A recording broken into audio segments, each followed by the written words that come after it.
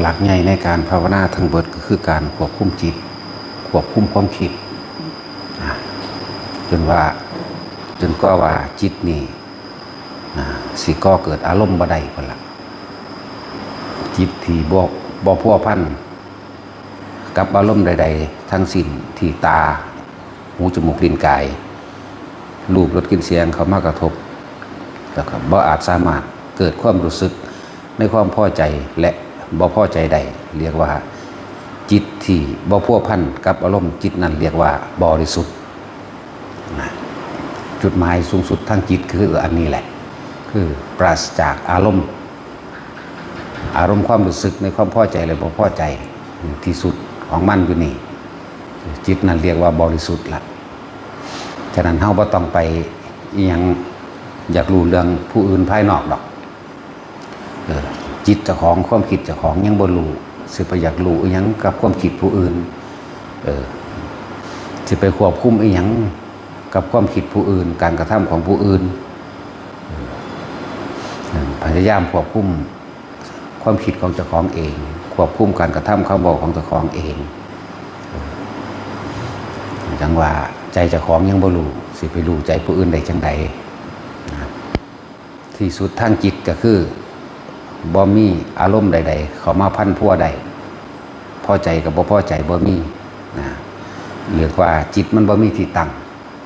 งคือจุดหมายคือความยึดมั่นถือมั่นแต่ที่พูดถึงว่าบ่มีความกังวลห่วงในบุคคลผู้ใดผู้หนึ่งบ่ว่าสิเป็นญาติสายโลหิตบุคคลที่รักบุคคลที่เกลียดบ่มีจุดหมายในบุคคลที่รักบุคคลที่เกลียดบ่ห่วงในสัตว์บ่ห่วงในสิ่งของบ่ห่วงในใดเลยจิตอันนั้นบ่อาจสามารถที่เกิดอารมณ์ได้ดอกเรียกว่าบ่มีความพันพัวต่อไปอีกจึงบอกว่าที่สุดของจิตคือบริสุท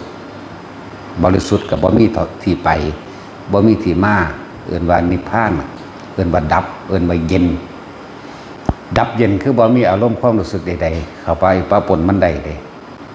ดับเย็นจากสิ่งที่เห็นอยู่นี่ตาเฮาเห็นแดดเห็นต้นไม้เห็นสีเขียวสีเหลืองสีแดงสีขาวเห็นคนผู้นั้นเห็นคนผู้นี้เห็นสัตว์เห็นสิ่งของเห็นวัตถุแต่ว่าความคิดนึกของเฮาบ่เข้าไปปรุงแต่งเมื่อบ่เข้าไปคิดนึกปรุงแต่งในความอยากให้เป็นให้ได้ดังใจอารมณ์เกิดว่าได้เมื่ออารมณ์เกิดว่าได้เอิ้นว่าดับเย็น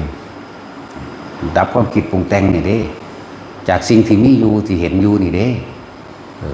จิตกับผู้รู้กับจิตกันเดียวกันน่ะแต่ว่าในผู้รู้อันนั้นน่ะ เฮาสิอยากให้มันเป็นไปได้ดังใจเฮาบ่เมื่อก็เกิดอารมณ์บ่ได้จิตก็อยู่ส่วนจิตเลยว่างปราศจากความยึดถือเบิดภพเบิดชาติเลยล่ะที่สิเกิดภพเกิดชาติได้ต่อไปเพราะว่าเฮาอยากให้มันเป็นดังที่ความจำได้ดังที่สัญญาดังที่อารมณ์เฮาอยากให้มันเป็นแต่มันยังมีอารมณ์อยู่มันก็เกิดนั่นแหละว่าวิธีฝึกหัดปฏิบัตินี่มันก็เป็นของง่ายแล้วบ่ต้องไปคำนวณว่านี่คือชาตินั้นชาตินี้ดอกให้ทุกคนมุ่งมั่นอยู่ในลมหายใจนั่นแหละมุ่งมั่นอยู่ในหันเกิดยังขึ้นกับช่างกลับมาลู่ลมหายใจเข้าลมหายใจออกเล่นอยู่เฉพาะกับลมนั่นแหละเวลามันสิเป็นเองดอกเป็นเอาเองดอกเฮาบ่ได้บังคับให้มันเป็นแต่สิ่งที่เฮาบังคับได้ก็คือสติก็คือมาหาลมหายใจนี่เองนึกถึงลมเข้าลมออกเกิดยังขึ้นกลับมาลมเกิดยังขึ้นกลับมาลมอันนี้บังคับได้บังคับจนอยู่บังคับจนชินแล้วก็เกิดกำลังของมันเองดอกเราต้องไปหลงไหลในคำศัพท์มันดอกฌาน1 2 3 4อรูปฌาน1 2 3 4เรียกว่าเป็นสมาปา8ต้องเข้าสู่สมาบัติ8ต้องเข้าสู่อัปปนาสมาธิจึงจะบรรลุได้อย่างโน้นอย่างนี้บ่แม่นเด้อทำความเห็นตรงใดแล้วก็พยายามควบคุมความคิดบ่ให้มันเป็นไปดังตามความเป็นจริง คือยอมรับความจริงบ่ฝืนมันคือยังเฮายอมรับความจริงว่าความเกิดมีความตายเป็นที่สุดเด้ นี่ไหมยอมรับความจริงตัวนี้เลยแล้วสิไปฝืนหลังมันเห็ดหยังในการหาอาหารมาเพื่อสิเฮ็ดให้มันแข็งแรงอยู่ตลอดหรือว่ามันบ่เฒ่าบ่ป่วยได้ไหมนั่นแหละคือคนที่บ่ยอมรับมันสิหาวิธีอันนี้เป็นยาอายุวัฒนะเด้อันนี้เฮ็ดให้ผิวพรรณเต่งตึงเด้อันนี้เฮ็ดให้แบบนั้นอันนี้เฮ็ดให้แบบนี้เด้นั่นคนบ่ได้ยอมรับมันเด้นั่นน่ะส่วนคนยอมรับมันใส่มันไปโดยธรรมชาติหิวร้อนหนาวก็หาให้กินให้อยู่บำบัดแค่ให้มันระงับความทุกข์ทางกายลงได้ซื่อความเกิดมีที่สุดคือความตายการพบมีที่สุดคือการจากแน่นี่เขายอมรับมันหรอไหมยังได้เขาสิควบคุมบ่ให้ความคิดของเขาไปปรุงไปแต่งให้มันอยากได้อยากเป็นแบบนั้นแบบนี้ก็เกิดอารมณ์ใดจังใดตาเขาเห็นรูปบุคคลสัตว์สิ่งของเขาบ่คิดบ่นึกได้นี่แหละถ้าบ่คิดบ่นึกบ่ให้มันเป็นไปแบบนั้นแบบนี้แล้วมันก็สบายตอนนั้นแหละอารมณ์มันเกิดบ่ได้อารมณ์เกิดบ่ได้พบก็เกิดบ่ได้มันก็ดับไปหูได้ยินเขาเว้าเรื่องนั้นเรื่องนี้เสียงนั้นเสียงนี้ก็ช่างเสียงอันเกิดจากหาแรงกำเนิดบ่ได้เสียงสัตว์แปลกๆเสียง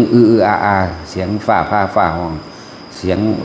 ทุกอย่างนั่นแหละถ้าเราบ่คิดบ่นึกความรู้สึกเกิดขึ้นบ่ได้เลยความรู้สึกในความพอใจหรือพอใจกล้าและกลัวก็เกิดขึ้นบ่ได้นั่นแหละมันก็นิ่งๆมันว่างๆมันนั่นนะตาหูจมูกลิ้นรสชาติคือกันรู้เผ็ดเข้มหวานจังใดมันก็รู้แต่ว่าเราบ่คิดบ่นึกในความว่าสิไปแสวงหาให้มันได้ดังเก่าได้ตามอารมณ์คือสัญญาอารมณ์นั่นแหละตาหูจมูกลิ้นกายกระทบสัมผัสกระหูอ่อนแข็งห่อนหนาวแสบปวดร้อนรู้ก็แค่ว่าเฮ็ดบ่ให้มันแสบบ่ให้มันปวดบ่ให้มันห่อนเท่านั้นมันก็ระงับดับเย็นทั้งกายแต่ดับเย็นทั้งกายดับเย็นทั้งใจวิธีมันก็บ่ได้ยากหรอกให้ทุกคนตั้งใจอยู่ในลมหายใจนั่นแหละให้จุงสั้นแหละก็จำเป็นต้องบอกนั่นคืออะไรนี่คืออะไรหรอกเวลาเกิดสภาวะหรือปรากฏการณ์ต่างๆเกิดขึ้นเพราะว่าภายนอกหรือภายในอันเป็นของแปลกๆที่เราบ่เคยเห็นที่จริงล้วนแล้วตั้งแต่เป็นของหลอกเฮ็ดให้เราออกจากความตั้งมั่นในลมหายใจเรียกว่าตั้งมั่นจิตที่มันเป็นสมาธิอยู่แล้วจริงๆมันตั้งมั่นของมันอยู่แล้วตั้งมั่นกับลมนั่นแหละจะไปคิดว่ามันตั้งมั่นกับแนวอื่นมันตั้งอยู่กับลมเข้าลมออกลมเข้าลมออกบางที่ก็เกิดความรู้สึกอาการปิติต่างๆนานาสารพัดเกิดขึ้นก็บ่ต้องไปสนใจว่าเกิดขึ้นจากหยังร้ายหรือดีหยังดอกรู้อยู่กับมันขนลุกวืดก็รู้ขนลุกแนบไปกับลมอย่างเดียวแนบกับลมขนหัวลุกวืดก็รู้มันโยกซ้ายโยกขวาโยกหน้าโยกหลังก็รู้บ่ต้องไปคิดหยังถ้าคิดนี่มีโลดความกล้ากับความกลัวมีโลดล่ะพอใจกับบ่พอใจนั่นแหละถ้าคิดนี่รู้สึกแต่เพียงกายแต่ว่าใจของเฮาบ่คิดบ่นึกนี่นะรู้สึกเพียงกายแต่จิตไม่คิดไม่นึกนั่นนะความรู้สึกอันลึกเข้าไปก็นั่นในอารมณ์แห่งความพอใจและไม่พอใจเกิดบ่ได้นี่แหละทั้งว่าให้ทุกคนมั่นคงอยู่ในลมหายใจโลดเล่นอยู่กับลมแสงบูบๆวาบๆเกิดขึ้นบางทีมีแสงออกจากโตแสงออกจากโตแผ่ออกก็สร้างมันรู้อยู่ซื่อๆบ่ต้องไปตียกตัวเองให้มีความหมายสำคัญให้เจ้าของเป็นคนสำคัญว่ามีย่านมีแย่งอย่างแบบมันแค่นั่นแหละยังก็ดีนั่นแหละทั้งว่ากระทบสัมผัสก็รู้สึกเพียงกายแต่จิตไม่คิดไม่นึกนะถ้าจิตบ่คิดบ่นึกแล้วความรู้สึกอันเป็นพอใจและบ่พอใจเกิดบ่ได้พบดับจับลักอยู่มั่งนี้จับลักอยู่ลมหายใจเข้ามาจับลักอยู่มั่งนี้และหลายๆอย่างที่อาจจะเกี่ยวกับการดำเนินชีวิตของแต่ละคนบางคนคิดเอาแต่ผลมันโพดคิดเอาผลสูงสุดนะมันเลยเกิดกลายเป็นเหตุนี้ใจลำบากว่ากูจะเหตุใดบ่นอกูจะถึงบ่นอศีลกูบ่ดีมั่งยังกูบ่บีหนังบ่มีเวลาในการที่เข้ามาปฏิบัติมาฟังมั่งนี่เป็นการคิดผิด มันหลอกให้เฮาฟุ้งซ่านหลอกให้เฮาสงสัยหลอกให้เฮาลังเลหลอกให้เฮาท้อถอยในการฝึกหัดปฏิบัติที่จริงปฏิบัติที่ไหนดีที่สุดก็ที่กายเฮาเองนี่แหละคือลมหายใจเองกายกับใจเฮานั่นแหละ จากเคล็ดลับวิธีในการฝึกหัดปฏิบัติล่ะกิเลสหรือความกองการต่างๆที่ในความกองของที่เฮาอยากได้นั้นมันก็เกิดได้ตลอดเวลาธรรมะคือเครื่องคมจิตก็ต้องเกิดได้ตลอดเวลาคือกันว่าหาตะวาเข้ามาในวัดหรือสถานที่นั้นนี่ดอกแต่คนจับจุดมันได้แล้วนั่นนะลมหายใจกับความคิดเฮาเองเอาความคิดไว้ในลมโลดอยู่สั่นแหละแล้วก็เฮ็ดได้ตลอดการทุกเมื่อยืนเดินนอนนั่งตลอดการทำงานไปเบิดนั่นแหละและอานิสงส์หรือผลพลอยได้ของอานาปานสติหรือการทรงฌานเจริญฌานด้วยลมหายใจเข้าออกการทรงฌานการเจริญฌานหรือการเพ่งอยู่ในฌานโดยอาศัยอานาปานสติหรือลมหายใจนี่มีปฐมฌานทุติยะตติยะจนถึงจตุตถะกระชั่งนี่เป็นสื่อของมันผลพระใดหรืออานิสงส์นะอานิสงส์ต่างๆบางที่เพิ่นก็เอิ้นสมาธิรักษาโลกหรือโพชฌงค์7บุคคลที่สามารถทรงฌานเจริญฌานโดยอานาปานสติที่1หรือปฐมฌานวิตกวิจารปิติสุขเอกคตานี่เป็นสื่อมันวิตกหมายถึงรู้ลมเข้ารู้ลมออกวิจารประคองความคิดเอาไว้อย่าหนีออกจากลมปิติก็เกิดสุขเกิดเป็นอารมณ์อันเป็นหนึ่งนี่บุคคลเฮ็ดได้จังสี่ภายในอาทิตย์หนึ่งนะมือหนึ่งบ่ต้องเฮ็ดมากมายดอกแค่เอานาทีหนึ่งจังสิติดต่อกันใน7 มื้อคนที่เป็นโรคไมเกรนปวดหัวนะหายนี่คือผลพลอยได้อานิสงส์หรือผลพลอยได้ของมันอันหนึ่งต่อมาบุคคลที่บ่ค่อยเจริญโดยโภคทรัพย์หมายถึงว่าบ่ทันได้มีอยู่มีกินยังขาดทุนขาดพีเงินบ่พอใส่งานกับคุกคลักบ่เป็นไปตามที่อยากให้เป็นนะผลพลอยได้อันที่2ก็คือกิจการเงินการงานสิเจริญขึ้นแต่ตัวนี้ต้องอาศัยระยะเวลา 3-4 เดือนขึ้นไปเด้กิจการเงินการงานกิจการค้าขายก็ตามเฮ็ดหยังก็ช่างการเงินการงาน4 เดือนก็สิเห็นผลเองดอกธรรมดาเฮาสั่งสมกำลังของมันใน3 เดือนแรกเฮ็ดทุกมื้อละเล็กละน้อยพระพุทธเจ้าเพิ่นเว้าแค่ว่ารัดขอมื้อเดียวซ้ำมันน้อยโพดทุกคนอย่างต่ำๆก็เอาแค่ชั่วโมงละ2 วินาทีซะเฮาบ่หลายดอกชั่วโมงละ2 วิมันก็ซ้ำกันแหละครับรัดข้อมือเดียวแล้วรู้ลมเข้าวื้อรู้ลมออกอาการปิติเกิดในระหว่างทำอาการปิติเกิดที่เฮาใส่ระบบเทคนิคมาให้มันเกิดระหว่างทำกลางหน้าผากเฮาเองแค่นั้นแหละแล้วไปเฮ็ดต่อไปทำงานต่อไปนั่นแหละคนเฮ็ดไปจังซี่ 3-4 เดือนกิจการบ่ว่าสิเฮ็ดหยังก็แล้วแต่สิค่อยๆเจริญขึ้นไปเองการเงินก็สิค่อยมีมาเองแล้วโรคภัยไข้เจ็บอันเครื่องลึกลับซับซ้อนเข้าไปอีกก็คือบางคนอาจจะป่วยตอน50 ปี60 ปีก็ช่างว่าการบ่มีโรคสิ่งเหล่านี้สิถูกถอนออกเพราะว่าคำว่าบุญเนี่ยก็คือความสงบความดับเย็นความดับเร่าร้อนกับว่อนกับว่ายในใจของเจ้าของเองบุญมันเกิดบุญมันเกิดเมื่อบุญเกิดแล้วเจ้ากรรมนายเวรที่เขามาเพื่อสิสนองกรรมซึ่งกันและกันเขามาเห็นตอนที่เฮาทรงฌานอยู่เขาก็ได้รับส่วนบุญแล้วก็เขาไปถ้าเขาไปแล้วก็เกิดการอโหสิกรรมเปรียบเสมือนคือว่าเฮาใส่หนี้นั่นแหละใส่หนี้ในคนแสนล้านคนนึงค่อยๆทยอยออกแน่มันก็คนที่เขามาขวางการเงินเข่างานดีมันก็ค่อยๆลดหย่อนผ่อนออกแล้วก็เริ่มแล้วคนที่ได้รับผลบุญอันนี้มากที่สุดคือมารดาบิดาแม่นผู้สิตายล่วงลับไปแล้วในหลายศาสตร์กระช่างใน10 ศาสตร์100 ศาสตร์แสนศาสตร์กระช่างหมู่กลุ่มเหล่านี้สิได้รับส่วนบุญก่อนมากน้อยแล้วแต่ความหนักเบาของกรรมของเขานี่แหละจังหวะมัน อานิสงส์มันมากเด้หมู่มารดาบิดาญาติสายโลหิตแล้วคอยจางออกหรือหมู่พวกหลายๆอย่างนั่นแหละได้รับส่วนบุญเขาก็คอยมีกำลังของเขาคือกันคือเขาคอยมีกำลังบุญของเขากำลังฤทธิ์กำลังหยังของเขาแล้วเขาสิย้อนกลับขึ้นมาซอยเฮาเองอันนี้แหละจังว่าเฮ็ดไปเถอะนั่นแหละว่า3 เดือนหา4 เดือนนี่เกิดความเปลี่ยนแปลงแน่นอน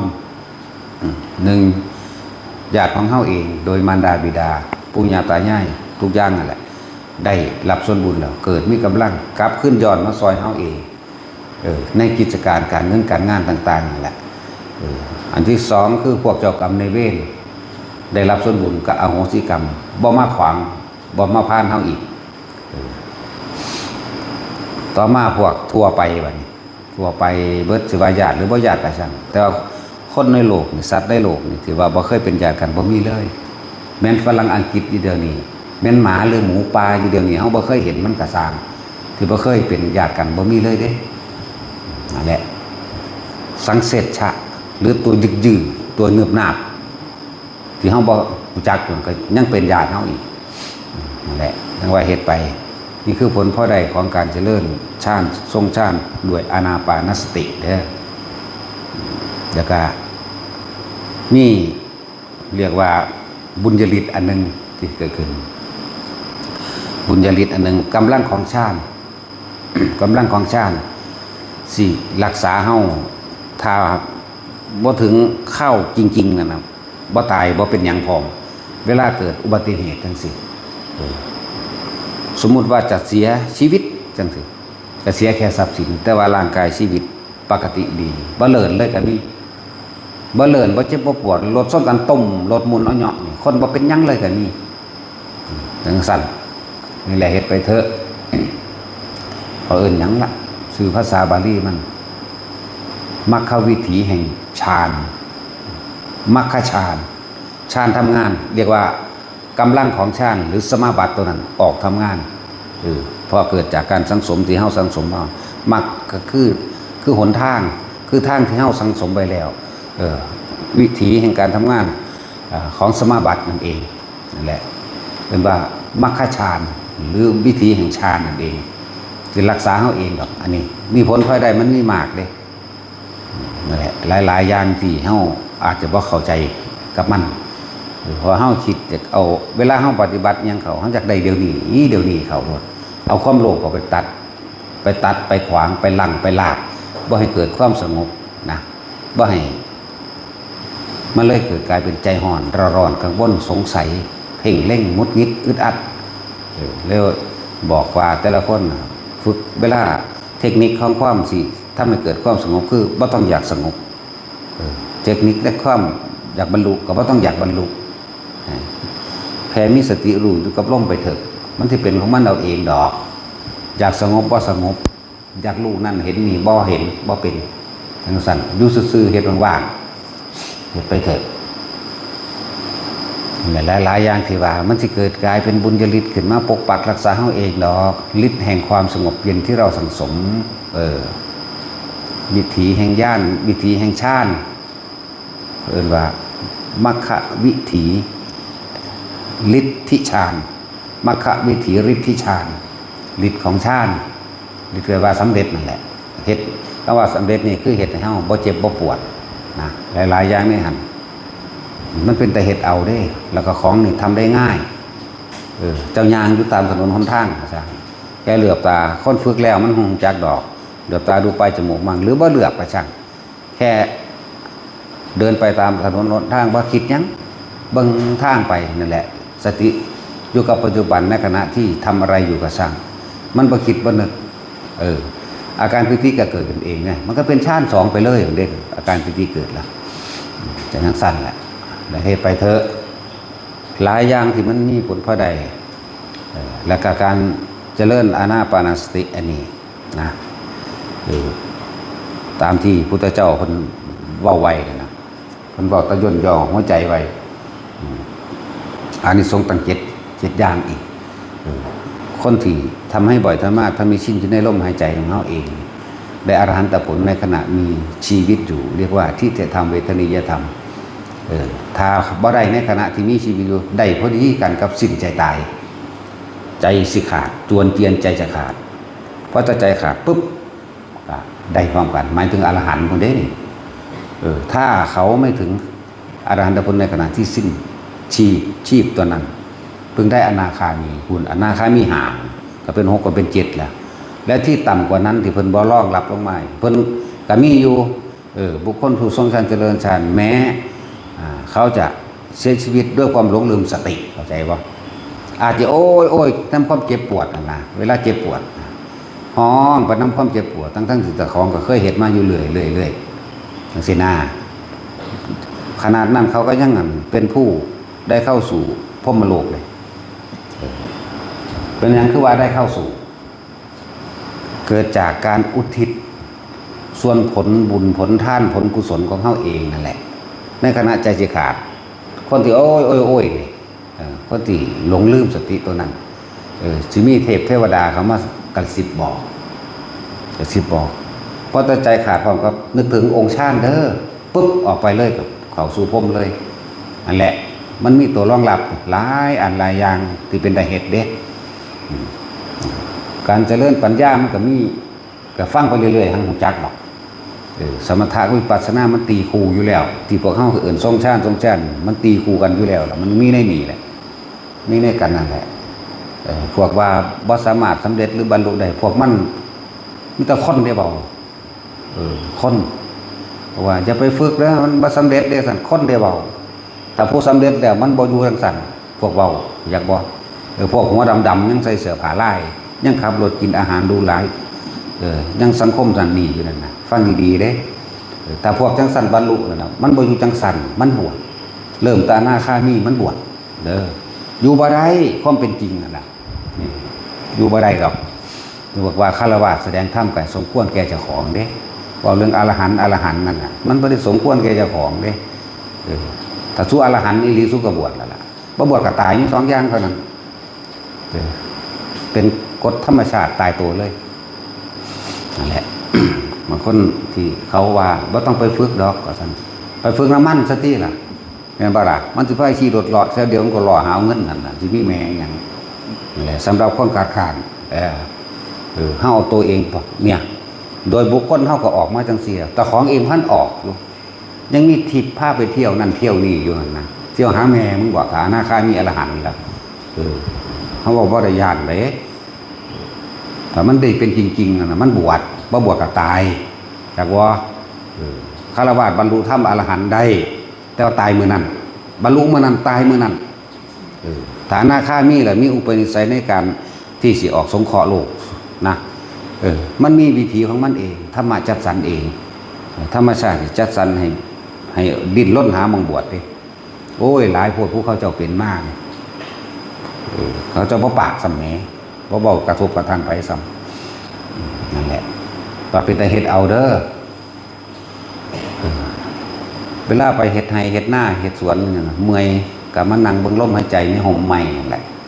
มานั่งรู้ลมเข้ารู้ลมออกนั่นแหละแม้กระทั่งคนเห็นงานก็ทรงฌานไปแล้วที่โอ้ยมันหอดบ่เมื่อยพุ่นมันสิเพลินไปเลยรู้จักบ่เพลินในบุญในกุศลเลยใจมันบ่ทำจากว่าใจมันมีเครื่องอยู่แล้วใจอยู่ในลมแต่กายทำงานใจอยู่ในห่มเรียกว่าวิหารธรรมอันนี้อยู่มันบ่ได้คิดนึกคือคนโลกเด้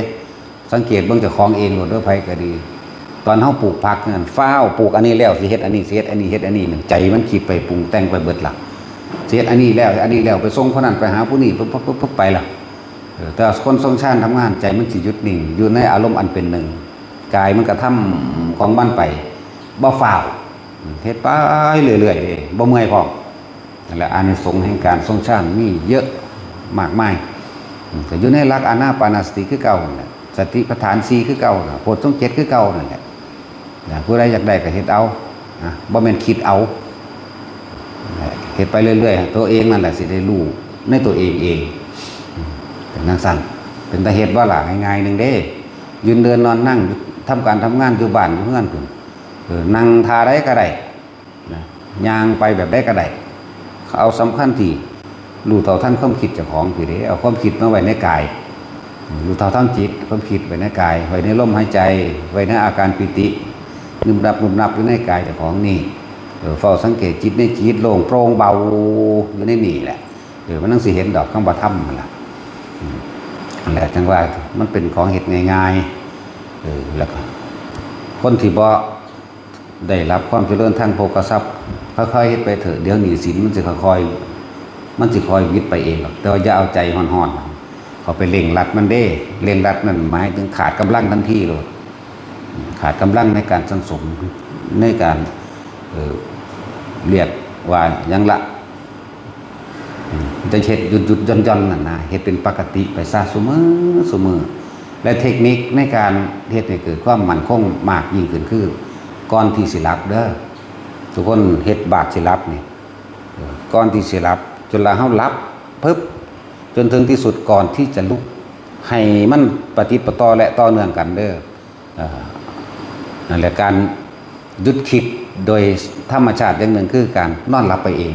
แต่ว่าอันนี้เฮาสิเอาบวกเข้าไปโดยการตั้งจิตเข้าสู่ในการทรงฌานหลับในฌานมันสิต่อเนื่องเข้าไป 3-4-5 ชั่วโมงนี่หยุดคิดในขณะนั้นมีกำลังมากตื่นขึ้นปั๊บรีบดึงเข้ามาลมหายใจก่อนเพื่อจะให้เกิดความเคยชินให้เกิดการต่อเนื่องให้มันเป็นการต่อเนื่องฝึกเอาทุกคนฝึกได้เบิดนั่นแหละคนทุกคนในโลกนี่บ่ได้เลือกชนชาติศาสนาโดยซ้ำได้เบิดสมาธิได้เบิดฝึกหัดปฏิบัติตามธรรมนี่เข้าถึงนิพพานได้เบิดบ่ได้เกี่ยวกันกับศาสนาเลยนะพอเหตุแห่งความหลุดพ้นวิมุตตายตนะตานังเหตุแห่งความหลุดพ้นหรือการรู้ธรรมเห็นธรรมนั่นแหละหาอย่างในตำราเป็นว่าสุตตมยปัญญาเกิดจากการได้ยินได้ฟังเมื่อการได้ยินได้ฟังแล้วก็จิตตมยปัญญาเกิดจากคิดพิจารณาเปรียบเทียบความจริงจากชีวิตจริงประสบการณ์จริงของเจ้าของเองเห็นตามความจริงพร้อมจิตตมยปัญญาแล้วก็การแสดงธรรมเนี่ยการแสดงธรรมให้ผู้อื่นฟังจะเป็นเหตุให้เจ้าของบรรลุได้คือกันเด้เพราะว่ามันสิใครครวนพิจารณาไปในหันในโตของมันเองเลยสัจฉายะสาธยายธรรมสาธยายคำสอนของพระพุทธเจ้าเรียกว่าทรงจำนะคือเฮานำคำสอนอย่างเช่นการสาธยายบทธรรมจักรบทอธิตตะบทอนัตตลักษณะจังซี่หรือปฏิจจะจังซี่นะเฮาสิใครครวนสวดกลับไปสวดกลับมาแล้วก็รู้ความหมายไปรู้ความหมายไปก็บรรลุไปพร้อมกันเลยแล้วก็สมาธิภาวนาทั้งหาอย่างนี่ก็ร่วมแล้วกับเป็นหนึ่งเดียวกันนั่นแหละบ่ได้ว่าขาดอะไรหนึ่งหรอกทุกคนก็ได้ยินได้ฟังซะก่อนล่ะจังบรรลุได้เว้นไว้เฉพาะพระพุทธเจ้ารู้โดยพระองค์เองนอกนั้นพระสาวกทั้งเบิดมาตาพระอัญญาโกณทัญญะพุ่นได้ยินได้ฟังซะก่อนจังบรรลุนั่นแหละมีผู้เดียวที่บรรลุด้วยตัวเองคือพระพุทธเจ้านอกนั้นได้ยินได้ฟังแม่นมากแม่นน้อยก็ช่างเป็นเหตุแห่งการเข้าถึงความบริสุทธิ์หลุดพ้นไปได้จึงบอกว่าแต่ละคนถ้าเฮาฟังโดยใจฟังโดยความรู้สึกฟังโดยถึงชีวิตจริงประสบการณ์จริงของเจ้าของเองคิดพิจารณาตามข้อเป็นจริงโดยประสบการณ์ของเจ้าของเองพร้อมเห็นตรงตามความจริงคือเห็นว่าคนเกิดคนตายคนเจ็บคนป่วยหรือเห็นเจ้าของเองนี่แหละเจ็บแก่ปวดป่วยแบบนั้นแบบนี้สิ่งใดพัดพากจากสิ่งที่รักเป็นทุกข์เนาะเนี่ยคิดใส่เจ้าของนี่ได้มันมีคิดใส่ผู้อื่นเลยนั่นแหละถึงเรียกว่าตั้งใจฟังดีๆโลดฟังแล้วก็ใครควรพิจารณาจึงเรียกว่าจิตตมยปัญญานั่นเองแม้ผู้สาธยายคือกันผู้สาธยายเนี่ยหมายถึงท่องจำคำสอนพระพุทธเจ้าแล้วพยายามทำความเข้าใจในคำสอนนั่นแหละแล้วก็บุคคลผู้แสดงธรรมแสดงไปบรรลุเอาเองก็มีได้มันนั่งเป็นดอกในจังสันแล้วก็สมาธิภาวนาเกิดจิตตั้งมั่นแล้วก็เห็นอารมณ์ความรู้สึกของเจ้าของเองภาวะพบมาจากความรู้สึกเข้านั่นแหละจึงว่าสมาธิภาวนาจิตตั้งมั่นจึงเห็นความคิดของเจ้าของและอารมณ์ความรู้สึกของเจ้าของเป็นไป แล้วก็สามารถที่มีวิธีหยุดยั้งมันได้เองว่าแต่ละคนจึงบอกว่าจะเปิดเสียงโทรศัพท์เด้อปิดไว้ซะก่อนตั้งใจเอาตั้งใจฟังปิดหน้าใครควรตามอย่าคุยกันอย่าเว้ากันความนั้นความนี้ที่เฮาเห็นโดยทั่วไปนั่นว่าต่างๆนี่แหละคุยกันสวงสร้างเลยแต่เริ่มต้นนะแต่อยู่นี่พยายามแต่เฮาบ่ให้เฮาบ่ด่าไว้ก็บ่เข้าใจตัวเองเด้บ่เข้าใจจริงๆได้นี่นั่นแหละ มันสิมาเอาหยังบางคนก็มาเว้าพื้นกันคุยกันอยู่ในวัดจังซี่นะต้องบอกว่าพยายามตั้งใจก็คือมีความอยากให้ทุกๆคนเข้าถึงความจริงบ่แม่นไปฟังผู้อื่นหรือว่าเอาความเสื่อมาคุยกันซื่อๆแต่ว่าอยากให้เข้าถึงความจริงของชีวิตเจ้าของเองนะสั้นถึงบอกว่าให้ด่าถ้าครูอาจารย์ให้ได้แล้วเครียดสมควรหนีไปทางใหม่เพราะว่าบ่รับเอาบ่ปล่อยบ่ว่างบ่ถอดถอนตัวเองถ้าเครียดจอบถ้าเครียดหรือจังถ้าว่านั่นนี่น้อยใจนี่จักสิปฏิบัติเอาหยังปฏิบัติเอาหยังเพื่อหยังฟังเอาหยังเฮ็ดหยังพวกน้อยใจอยากให้ครูบาอาจารย์ย่องติบ่มีทางมันตะไลนี่ย่องเฮ็ดหยังจักว่าล่ะอยู่กับตัวเองเป็นมันก็เป็นนั่นตัวนะจึงบอกว่าหลายๆคนเด้อถ้าเพิ่นเว้านำเพิ่นให้เพิ่นด่านั่นน่ะดีแล้วแต่เพิ่นบ่เว้านำน่ะผิดหน้าตัวเองโลดไผก็ดีมึงสั่นแต่ว่าก็บ่แม่นว่ามันหลายๆจังซี่เฮาเว้าบ่ทั่วถึงดอกแต่ว่าให้น้อมเข้ามาตัวเองเวลาเพิ่นให้เพิ่นด่านั่นหันเข้ามาเลยตัวเองกำลังยึดมั่นถือมั่นเรื่องใดบ่พอใจเรื่องใดพอใจเรื่องใดเนี่ยแสดงว่าติดทั้งสองอย่างจังซี่นั่นแหละจังว่าน้อยใจเสียใจจังซี่ก็จักสิอยู่เฮ็ดหยังนะว่าคนให้ละความน้อยใจเสียใจอันเกิดจากความยินดีพอใจมันเกิดจากความพอใจตัวเดียวนั่นแหละยังก็เลยก็เลยถามว่ามาเฮ็ดเอาหยังนะมาหยังมาเฮ็ดเอาหยังจังซั่นว่าเพิ่นพยายามที่สิให้ทุกคนเห็นความจริงของเจ้าของแต่เพิ่นฝึกตัวเองบ่เป็นแล้วมันบ่ฝึกผู้อื่นได้ดอกเพิ่นบ่เห็นแล้วก็เว้าไปว่าได้ดอกหยังก็ดีจึงอยากให้ผู้อื่นเห็นตามอยากให้ผู้อื่นเห็นตามรู้ตามแต่รู้แล้วตามแล้วก็จะของได้ผลเองบ่ได้เกี่ยวกับผู้อื่นได้บัดนี้อาคาตาโรตถาคโตเลยพระแม้เราศาสดาตถาคตนี่ก็เป็นแต่เพียงผู้บอกทางเท่านั้นส่วนการเดินทางพวกเธอทำเองเด้ส่วนการหลุดพ้นกับพวกเธอทำเองคือกันเด้จังว่าแต่ละคนให้เบิ่งเจ้าของเขาว่าอยู่กับตัวเองถ้าอยู่กับตัวเองจริงๆแล้วมันบ่มีคนเลวคนชั่วเด้แต่เฮาอยู่กับลมหายใจตัวเองมั่งความรู้สึกตัวเองมั่งพิจารณาความคิดของเจ้าของในความยึดมั่นถือมั่นกับตัวเองมั่งมันบ่ไปกระทบกระทั่งกระเทือนกับผู้ใดมันก็อยู่ได้กันตัวส่วนมากที่มันมีดีมีเลวเพราะว่ามันยกตนเองขึ้นมาเด่นกว่าหมู่มีค่าแต่เจ้าของอยากให้ผู้อื่นเห็นค่าเจ้าของนะเป็นจังซั่นที่คนว่าผู้นั้นบ่ดีผู้นี้บ่ดีเป็นจังซั่นจังซี่นะตัวเองน่ะบ่เห็นว่าตัวเองดีหรือบ่ดีเด้ไปเบิ่งแต่ผู้อื่นแต่ให้ผู้อื่นเฮ็ดถูกใจเจ้าของเองนะมันเป็นจังซั่นว่าให้เบิ่งเจ้าของ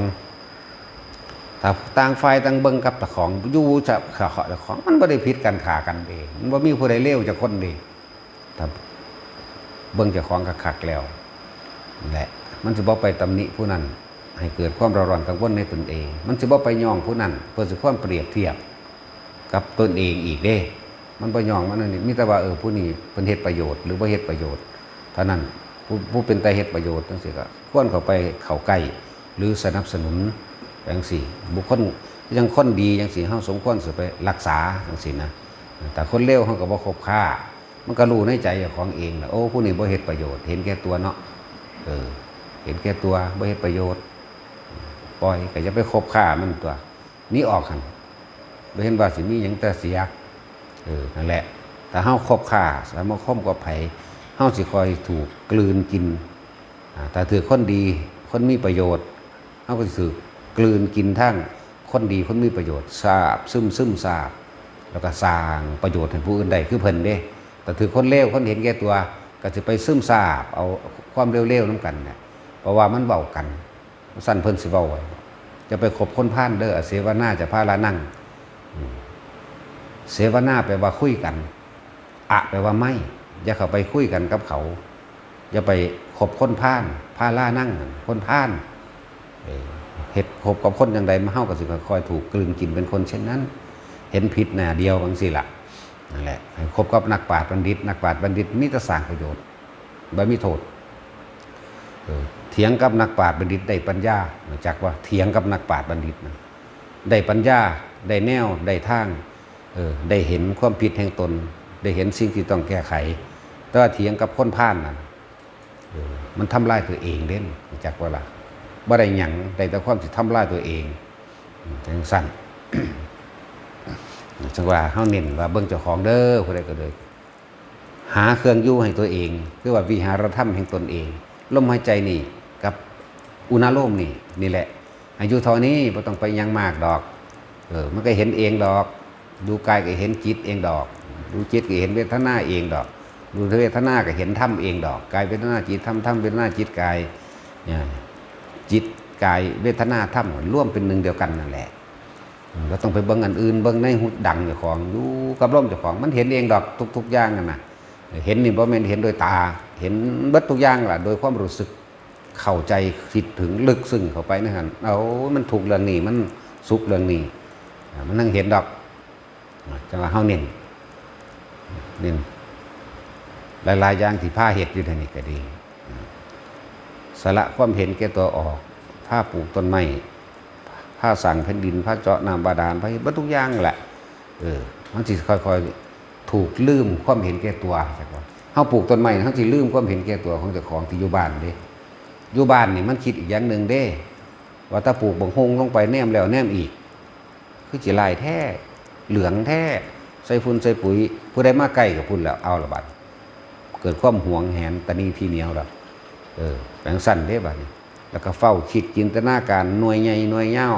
แบบนั้นแบบนี้มีเบิดเนี่ยแต่ปลูกที่นี่มันปลูกมันแล้วไปเลยมันลืมไปเลยลืมหยังลืมสิ่งที่ของปลูกไว้กับหนึ่งลืมสิ่งที่อยู่บ้านกับอันหนึ่งเด้นี่แหละมันจะถูกลืมตัณหาเจ้าของเองที่อยู่บ้านนี่แหละเบิดทุกอย่างที่ป้าเห็ดมันละทีเดียวเลยบ่ได้เลยต้องพยายามที่จะพาหาเห็ดแนวสี่แล้วก็เป็นอย่างที่มันเป็นความสนุกสนานไปพร้อมหมายถึงจิตใจมันเบิกบานเด้มันลื่นเริงมันเทิงมันเบิกบานเด้การได้ทำสิ่งเหล่านี้บ่คืออยู่บ้านเจ้าของเด้ฟ้าวอยากขุดนั้นพักให้แล้วฟ้าวอยากหดหมกฮุงให้แล้วฟ้าวเฮ็ดนี่แล้วสิเฮ็ดนี่เฮ็ดนี่แล้วสิเฮ็ดนี่เด้พุ่นไปข้างหน้าลวดยังไปเอาความคิดปรุงแต่งไปข้างหน้าตัวนี้เฮ็ดไปเรื่อยๆบ่ต้องฟ้าวที่บอกว่าบ่ต้องฟ้าวดอกเฮ็ดเท่าใดไปแบบนั้นเฮ็ดไปเท่านั้นให้ลืมความเคยชินที่บ้านลืมความเคยชินในความเห็นแก่ตัวที่บ้านนั่นแหละท่านบอกว่าเฮ็ดไปเรื่อยๆบ่เร่งดอกการละคือลืมคิดถึงตัวเองเข้าใจว่าล่ะลืมคิดถึงความเห็นแก่ตัวของตัวเองลืมคิดถึงความอยากได้ของตัวเองการละจังว่าเฮาพาเฮ็ดไปเรื่อยเลยมันละโดยบ่รู้ตัวก็มีเห็นบ่ล่ะอย่างสั้น การเข้าถึงธรรมจริงๆเข้าถึงความบริสุทธิ์หรือพ้นจากอารมณ์สิ่งทั้งหลายทั้งปวงคือธรรมโลกกับธรรมคือการกระทบกระทั่งกระทบหรือสิ่งที่เฮาเขามายึดมั่นถือมั่นคนเฮามันติดสุขนี่แหละมันจึงถูกติดตามคนเฮามันติดได้ความเสียไปจึงติดตามคนเฮามันติดมักยองความนินทาจึงติดตามเห็นบ่ล่ะอย่างสั้น นี่แหละคนเฮามันติดความพอใจนะความบ่พอใจจึงติดตามโลกธรรม8เป็นเฮาลืมออกจากโลกธรรม8นั่นแหละนี่แหละพยายามให้ถึงมันลืมจึงเรียกว่าจิตที่ถูกโลกธรรมกระทบแล้วไม่หวั่นไหวเป็นอย่างสั้นพอพวกเฮามันชินในความเห็นแก่ตัวในความอยากได้อยากดีอยากมีอยากเป็นนะลองมาเฮ็ดเบิ่งจังซี่ลองเบิ่งบัดนี้เวลาเฮามาเฮ็ดงานในวัดหรือปลูกต้นไม้ผู้เฮ็ดศาลาก็เฮ็ดไปผู้เฮ็ดกุฏิก็เฮ็ดไปอย่าจมถามเจ้าของกูมาเฮ็ดเอาหยังแต่เสียไอ้ ราะว่าอยู่นี่บ่จ้างใช่ว่าล่ะแต่สิเฮ็ดเอาเงินไปออกไปเฮ็ดหม่องไม้ปลูกต้นไม้คือกันแต่สิเฮ็ดเอาหน้าแล้วเอาเงินก็ไปเฮ็ดหม่องไม้อยู่นี่เฮาเฮ็ดซื่อๆบ่ต้องค่าจ้างรางวัลแม้แต่คำชมเชยบ่มีแต่ด่าเนาะ แต่พอพอใจกับไปผูกก็ตายเท่านั้นแหละถึงสั้นให้เห็นเจ้าของเด้ไม่ได้ให้ไปเห็นผู้อื่นเด้เบิ่งถ้าเจ้าของนั่นแหละมันพ่อเบื่อนายนี่แหละยังก็ดีเพราะเป็นตามาเกิดกับไผอีกหรอกนะเพราะเป็นตามาอย่าลืมความคิดนึกหวังความหวังนั่นแหละเหตุให้เราเกิดเมื่อหวังแล้วมันก็คิดอยากได้นั่นเป็นนี่แล้วมันก็เกิดอารมณ์มันเกิดอารมณ์พบมันก็เกิดแหละจึงบอกว่าพยายามอยู่ในลมหายใจตัวเองอยู่ในความรู้สึกแห่งตนอันเป็นอาการปิตินี่แหละเป็นความรู้สึกเวทนาในเวทนาอันเกิดจากความไม่คิดไม่นึกแต่มีความรู้สึกอยู่ในลมเข้าลมออกแล้วก็เกิดคำว่ารู้สึกตัวหรือตัวรู้สึกตัวแหละรู้ก็เลยรู้สึกตัวในตัวเองมันบ่ได้ไปทั้งใดใดมันเป็นอุเบกขาฟังดีๆเด้อ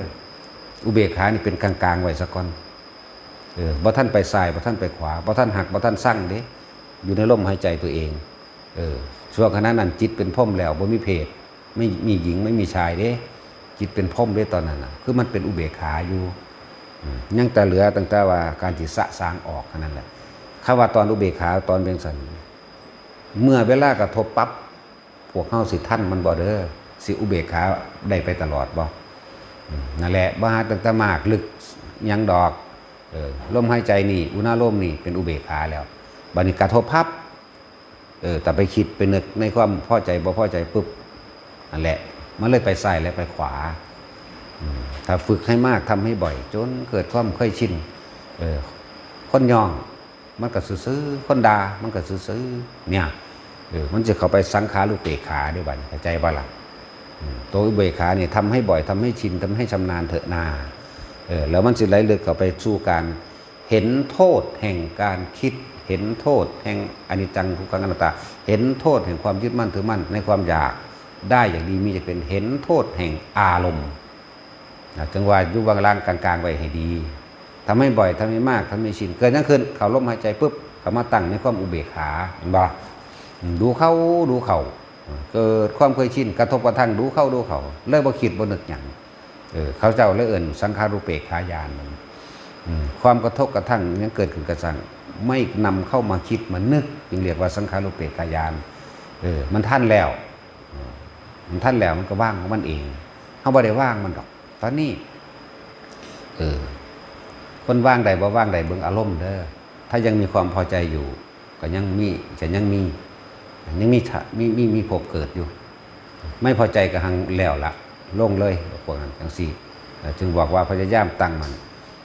จิตหนึ่งที่ยังเพ่งอยู่ในอารมณ์ที่เป็นหนึ่งอันเป็นอุเบกขาพยายามรวบรวมเรียบเรียงคำศัพท์เพื่อให้เกิดความเข้าใจให้กับทุกคนนี่มันเบายากเลยว่าสื่อสารใดรู้ลมหายใจนี่กับอยู่จุดอุณาโลมนี่เป็นอุเบกขาแล้วบ่ท่านซ้ายบ่ท่านขวาจนกว่าจะมีการกระทบคำว่ากระทบเพื่อตาเฮาไปเห็นนั่นแหละหูเฮาได้ยินนั่นแหละถ้าเฮาดึงเข้ามาคิดนึกแล้วก็เกิดความรู้สึกพอใจไม่พอใจบ่แม่นอุเบกขาเข้าใจว่าล่ะนี่แหละจังว่าเป็นผู้มีจิตหนึ่งที่เพ่งอยู่ทั้งบัดร่วมด้วยจิตหนึ่งที่เพ่งอยู่ตัวเดียวนี่แหละบ่หาแต่ไรไปชาน2 3 4นั่นมันเป็นนั่นซื้อดอกเขาแก้ความสงสัยซื้อว่าคือหยังซื้อดอกคนเฮาสิตายมานั่นน่ะมันบ่ได้นั่นนี่หรอกมันจออยู่ในลมหายใจอยู่เท่านั้นนั่นแหละจึงบอกว่าพยายามตัวนี้อยู่ในอาการปิติโตไว้กลางหน้าผากนี่แหละสำหรับพวกเฮาไว้หม่องนี้ผู้อื่นๆเขาเจ้าชินชำนาญนั่นใดเขาเจ้าก็สิสอนสิ่งที่เขาเจ้าชำนาญเด้ชำนาญไผชำนาญมันเด้จักว่าเอกะทาคะนี่นะหมายถึงว่าเป็นผู้คนผู้มีความชำนาญในแต่ละด้านของใครของมันนี่แหละอันนี้ง่ายแล้วหรือว่าเรื่องชำนาญเอาไว้ท้องก็ได้ให้เป็นเย็นในท้องเลยก็ได้ไว้กลางหัวก็ได้ลงกลางสมองก็ได้ได้ว่ากลางอกก็ได้ได้เบิดนี่คือผู้เขาจงชินชำนาญแต่ว่าในระบบการฝึกของเฮาน่ะว่างให้ไว้กลางมาผ่ากลางคิ้วว่างนี่นั่นแหละดูลมปั๊บตัวนี้ก็ขึ้นปั๊บนั่นแหละอยู่จังซี่ล่ะมีคนสิ่งเข้ามา ได้ยินเรื่องนั้นเรื่องนี้ก็บ่นำเขามาคิดนี่ก็อยู่ในนี่แหละนึบอยู่ในนี่แต่ตัวนี้หายปั๊บแสดงว่าคิดแล้วคิดไปหารักและชังกับผู้นั้นผู้นี้แล้วพอใจไม่พอใจพบเกิดนี่แหละจังว่าง่ายๆนึงแต่มันหาคำมาบรรยายใส่ตัวนี้มันหาคำยากอยู่แต่จะย่างที่ใส่หลายๆคำหลายๆศัพท์ถอดความรู้สึกทุกคนได้ความรู้สึกนั่นแล้วนึบอยู่กลางคิวกลางหน้าผากได้แล้วก็อยู่หันแหละนั่นแหละจิตหนึ่งที่เพ่งอยู่ในอารมณ์ที่เป็นหนึ่งเป็นอุเบกขาได้มันจึงเป็นมันจึงอยู่จังสันจังเกิดนึบแบบนั้นได้นั่นแหละอยู่จนชินวันนี้ผู้ใดมาเว้าเรื่องนั้นเรื่องนี้แม้นว่าเฮาสิคุยกับเขากับฉันตัวนี้บ่ออกพบเกิดไม่ได้เข้าใจบ่ล่ะนี่แหละแม้นว่าเฮาสิคุยกับเขาเรื่องนั้นเรื่องนี้ก็แล้วแต่เฮาคุยกันนั่นแหละพบเกิดไม่ได้เพราะอยู่ในอุเบกขาเข้าใจบ่ล่ะลึกล้ำเขาลึกล้ำเขาลึกเดิมเขาเลยบ่นำสิ่งต่างๆมาคิดเป็นสั้นเด้แต่ว่าทุกคนมันคงอยู่จุดเดียวนี่แหละอยู่จุดเดียวนั่นแหละเป็นสั้นทำให้บ่อยทำให้มากทำให้ชินลึกเข้าก็สังขารุเปกขายานเมื่อมีความกระทบกระทั่งเกิดขึ้นสิ่งทั้งหลายทั้งปวงที่เข้ามากระทบนั้นไม่คิดไม่นึกไม่มีความรู้สึกที่พอใจและไม่พอใจพบย่อมดับพอนี่นึงเด้อพวกเจ้าจะไปเห็นยากจะไปเห็นยากมันการทรงฌานอันนี้เพ่งอยู่ในอารมณ์ที่เป็นหนึ่งจิตที่เป็นหนึ่งโดยอาศัยอานาปานสติมันก็อยู่ในสติปัฏฐานสีคือเก่าแหละก็อยู่ในหลักสูตรแห่งการตรัสรู้บรรลุธรรมคือโพชฌงค์ 7คือเก่านั่นแหละอะไรก็ต้องไปหาหลายแบบหรอกเอาแบบเดียวนี่แหละผู้เขาเจ้ายุบหนอพ่องหนอนี่เขาเจ้าคือชินกับแบบนั้นเพิ่นรู้แจ้งกับแบบนั้นเพิ่นก็เป็นผู้เลิศทั้งนั้นก็สอนแบบนั้นผู้ชินกับพุทโธผู้ชินกับนามาพัทธะผู้ชินกับสัมมาอรหังเขาเจ้ากับแบบนั้นมันเป็นเครื่องอยู่เพื่อให้จิตเป็นอุเบกขาเข้าใจบ่นี่นามาพัทธะก็เพื่อให้จิตเป็นอุเบกขาคือกันส่วนอื่นๆนั้นเป็นแค่ผลพลอยได้หรือสภาวะปรากฏการณ์ต่างๆซื่อๆดอกนี่แหละจังว่าคือพวกเฮาอยู่นี่มันก็เห็นมันก็เป็นคือกันล่ะสภาวะหรือปรากฏการณ์ต่างๆที่มันเกิดขึ้นสภาวะทั้งความรู้สึกทั้งกายอันปีติแทรกซ้อนแบบนั้นแทรกซ้อนแบบนี้หรือเป็นมือสะบัดเป็นซอดเป็นสั้นเป็นโยกเป็นขนหัวลุกเป็นล่างใหญ่ล่างโพ่งขึ้นเป็นคือลอยขึ้นยังมีเบิดคือกันนั่นก็มีคือกันแต่ว่าเฮาพยายามอย่าหนีออกจากจิตหนึ่งที่เพ่งอยู่ในอารมณ์ความรู้สึกที่เป็นหนึ่งเฮาจึงตั้งไว้ตรงนี้ลมหายใจเป็นหลัก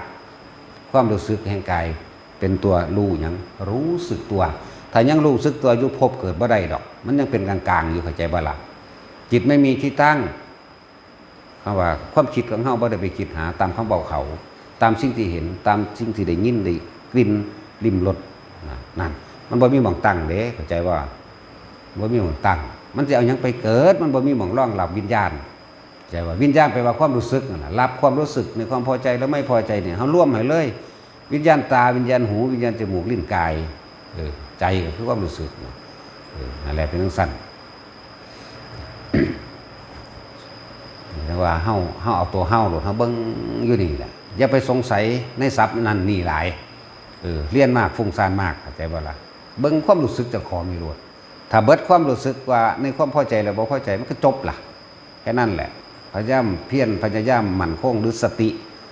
อยู่กับลมหายใจให้มากที่สุดเพราะว่าเกิดยังขึ้นก็สร้างต้องเข้าลมก่อนคนเฮาบาดสิตายมันก็เบิดลมเด้เนาะเกิดก็เกิดมาน้ำลมเด้ตายก็ตายน้ำลมเด้เนี่ยจึงบอกว่าให้จ่อให้มีสติอยู่กับลมนั่นแหละอย่าไปคิดสตินี่แปลว่าคิดนึกถึงบางทีก็ไปเอาสติไปกับบุคคลที่รักกับคนที่เกลียดฉะนั้นหยุดเอาเข้ามาในลมโลดคิดถึงลมอย่างเดียวโลดเกิดก็เกิดน้ำลมตายก็ตายน้ำลมตายเลยก็ตายน้ำลมจากว่าต้องกลับมาเกิดอีกถ้ามันว่างมันนี่อันแน่นิ่งเข้าไปนั่นน่ะจักหน่อยๆคนที่ตายโดยลมหายใจน่ะบ่มีความคิดถึงอย่างเลยเขาบอกไว้ว่าอนาคามีมันเลยไม่กลับมาโลกนี้อีกมันเลยเป็นผู้ไม่กลับมาโลกนี้หรืออนาคามีนั่นน่ะถึงมันสิเกิดหรือมันก็เกิดคราวเดียวพุ่นสุทธาวาสหาสันมันสร้างมันนะมันบ่ลงมาพอแห้งแล้วแม่ซ้ำนี่ก็เอาหน้าเนาะบ่ต้องเอายอดมันก็ได้ดอกจากว่าล่ะเอาพอละ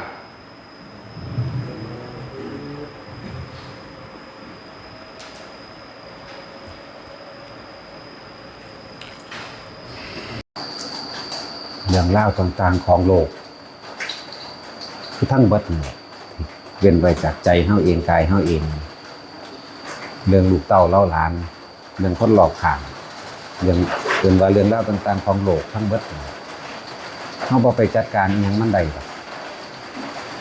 มันบ่ได้เป็นไปดังใจที่เฮาคิดอยากให้มันเป็นร่างกายเฮาใจเฮาแท้ๆก็ยังบ่เที่ยงก็ยังบ่เป็นไปดังที่เฮาอยากให้มันเป็นถ้าความคิดความเข้าใจความรู้แจ้งในคำว่าทุกอย่างบ่เที่ยงแท้บ่แน่นอนบ่มีความจีรังยั่งยืนล้วนแค่ว่ามีสิ่งใดเกิดสิ่งนั้นก็ดับเฮารู้ต่อท่านโดยการว่างความเห็นไว้ว่าบ่ได้อยากให้มันเป็นไปดังที่เฮาหวังไว้คิดไว้ตั้งไว้นี่ก็เป็นความเห็นถูกต้องเป็นสัมมาทิฏฐิอันหนึ่งนั่นแหละจังว่าแต่ละคนบัดนี้ถ้ามันเข้าใจ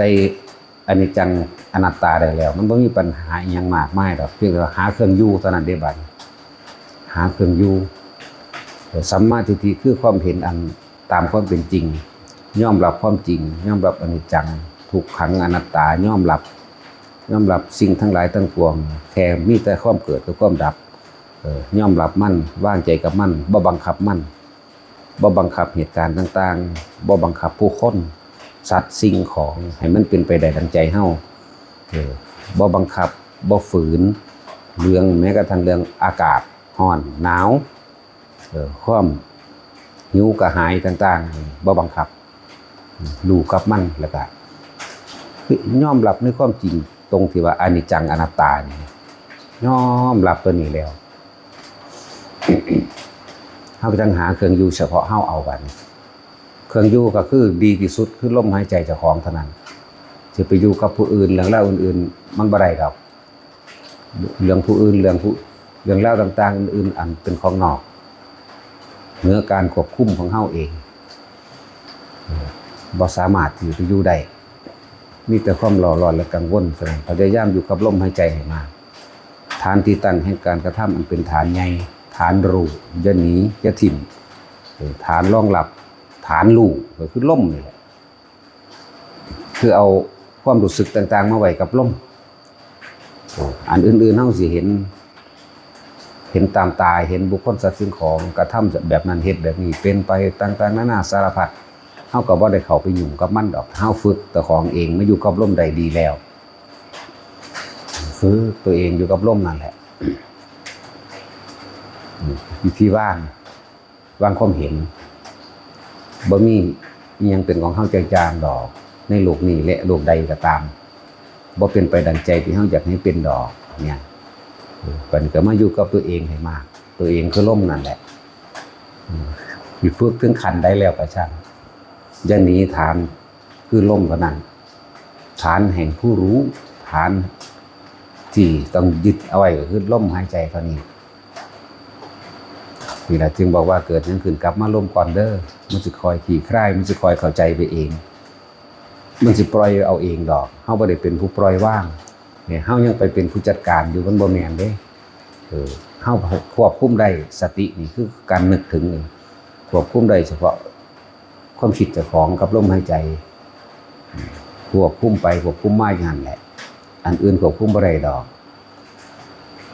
ฉันว่าพยายามอย่าข้ามขั้นตอนเพราะจังได้กระชั่งฐานที่ตั้ง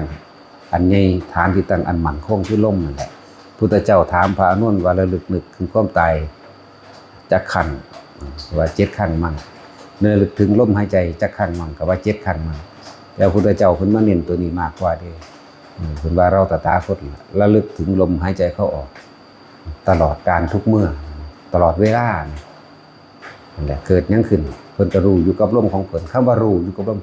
รู้เรื่องราวต่างๆภายนอกนะแต่ว่าเพิ่นบ่ปล่อยความคิดออกไปกับสิ่งที่ไปเห็นสิ่งที่ได้ยินได้ฟังมานะก็เลยเอิ้นว่ารู้อยู่กับลมนั่นแหละอย่าพยายามเอาความคิดออกไปจัดการเรื่องนั้นเรื่องนี้นะเพิ่นก็เลยเน้นลมหายใจมากที่สุดเด้อเกิดหยังขึ้นก็สร้างอย่าเพิ่งไปหา เหตุผลเนี่ยกับมันอยู่กับลมให้แน่วแน่ซะก่อนอยู่จังสั่นแหละบางที่ความสงบมันก็บ่เที่ยงเห็นบ่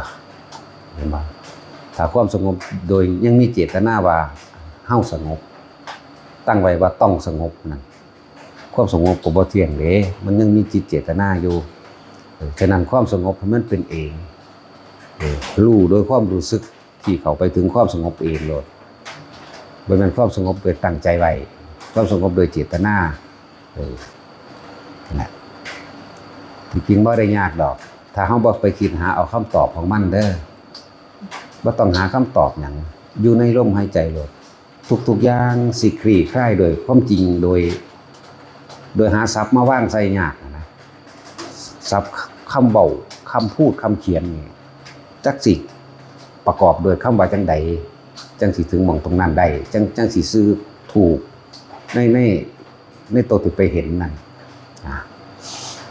ซึ่งว่าแต่ละคนเด้ออย่าหนีลมเด้อผู้ว่าอยู่กับความว่างมันก็ต้องมีลมนั่นแหละเป็นเครื่องประกอบนำเด้อ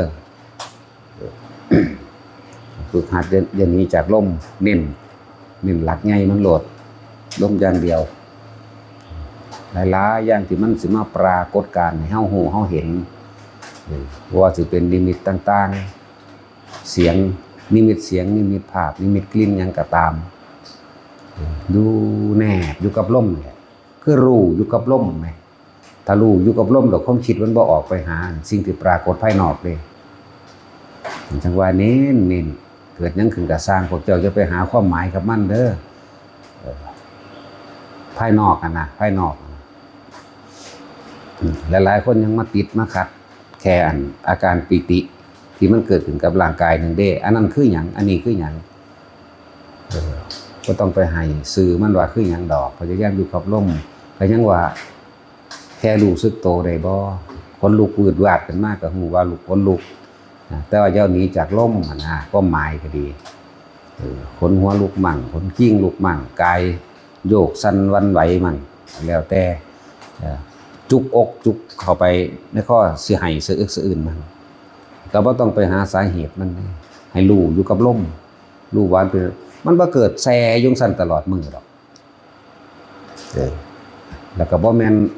ว่ามาเฮ็ดแค่คราวเดียวเฮ็ดไปเรื่อยๆมันนั่งถิ่มไปเรื่อยดอกคือบอกไว้นั่นแหละบางคนก็นอนอยู่ก็ยินว่าตัวเองออกไปนั่งเบิ่งตัวเองนอนหลับคืออะไรนี่แหมอันเว้าตลอดเดี๋ยวก็เปรียบเทียบเอาแน่ว่ามันคือหยังก็เลยบ่ต้องคือหยังจักอย่างแล้วมันก็แล้วแค่รู้ว่ามันไปเป็นจังซั่นแล้วก็แล้วดีบ่ต้องเว้ามาเลยก็ยังทางดีที่สุดมันจะเกิดความกังขาสิไปวิตกสิไปกังขาแล้วก็ไปหาเหตุผลกับมันเฮ็ดหยังผมเห็นแสงจังซั่นจังซี่แปลว่าจังใดหมายความว่าจังใดหมายความว่าโง่นั่นแหละสิว่าจังใดคือถึงว่าให้เห็นซื่อๆรู้อยู่ซื่อๆมันบ่แซ่อยู่สั่นตลอดมื้อเด้แสงเกิดขึ้นจากหยังก็แล้วแต่เห็นแล้วมันก็แล้วไปแค่บ่นำเขามาคิดนี่แหมนี่แม่จับจุดเอาหม่องนี้แม่ยึดลมหายใจไว้เห็นหยังก็สร้างบ่นำเขามาคิดการคิดนี่มันต้องเกิดอารมณ์ความรู้สึกเนี่ยเป็นภพทันทีโลดนั่นแหละยังบอกว่าวิธีหยุดคิดเลยหยุดปรุงแต่งแต่หยุดปรุงแต่งได้ทุกอันอื่นมันก็หยุดเบิดนั่นแหละก็เลยว่าเอาลมนั่นแหละเป็นตัวล่อเป็นตัวหลอกเป็นกุศโลบายในการรู้ทุกอย่างเห็นทุกอย่างแต่ว่าบ่ได้มีอารมณ์หรือว่ามันได้คิดปรุงแต่งไปกับทุกสิ่งทุกอย่างที่มันเกิดขึ้นแค่ภาษาอันเป็นเจ้าของออกไปนั่งเบิ่งเจ้าของหายใจสิลุกออกจากร่างกายทั้งสี่มันก็มีเบิดนั่นแหละแต่เฮาก็ยังบ่ได้สนกับมันเบิ่งมันสิไปจังไดนี่บ่ได้คิดตำหนักคำว่าเบิ่งมันสิไปจังไดจะดูอยู่กับมันซื่อๆแล้วแต่มึงสิไปแสดงภพชาติหยังก็สร้างเบิ่งจังซั่นน่ะก็เลยรู้ว่านั่นก็มันก็บ่ต่างจากฝันนะมันบ่ต่างจากฝันเด้ภาษาของเขาสังสรรค์ซื่อ แม้กระทั่งพระพุทธเจ้ามาแสดงธรรมเท่านั้นองค์เท่านี้เฮาก็ยังบ่ได้สนใจเขามาคิดเลยนี่เว้าให้ฟังเมื่อภายหลังซื่อมันหลายคักคือหยังนี่เด้เอาไปเทียบเอาแน่ล่ะเว้ยผู้ใดเป็นอันนั้นเป็นนี่ก็โอ้เพิ่นว่าบ่ให้คิดออกเพิ่นว่าบ่ให้อันเห็นหยังก็สร้างบ่ได้ยินเสียงหยังก็สร้างเพิ่นว่าจะไปใส่ใจกับอันคือจะนำเขามาคิด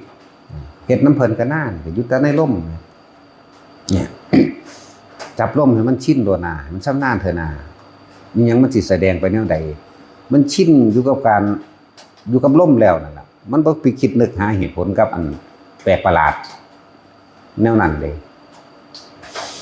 ภาษาอันสภาพหรือปรากฏการณ์ต่างๆมันเรื่องแต่เป็นของหลอกลวงเท่านั้น บ่ต่างจากพยับแดดดอกมันจะเกิดดับฟุบพับฟุบพับไปเฉพาะสำนั้นบ่ต่างกันดอกผู้ใดสิไปหาถือเอาเคยเห็นบ่พยับแดดเวลาแดดมันร้อนอยู่นำทางลาดยางหรือน้ำทางมันเป็นทางขี้ดินทรายตะกี้ผู้ใดสิไปจับเอามันมาเป็นรูปร่างตัวตนใดมีแต่ความคิดของตัวของเองสับสนและกังวลเราเองเลยเป็นรูปร่างตัวตนใดเกิดอารมณ์ตัวเกิดอารมณ์หรือว่าพยายามอยู่กับลมโลดเด้อมัน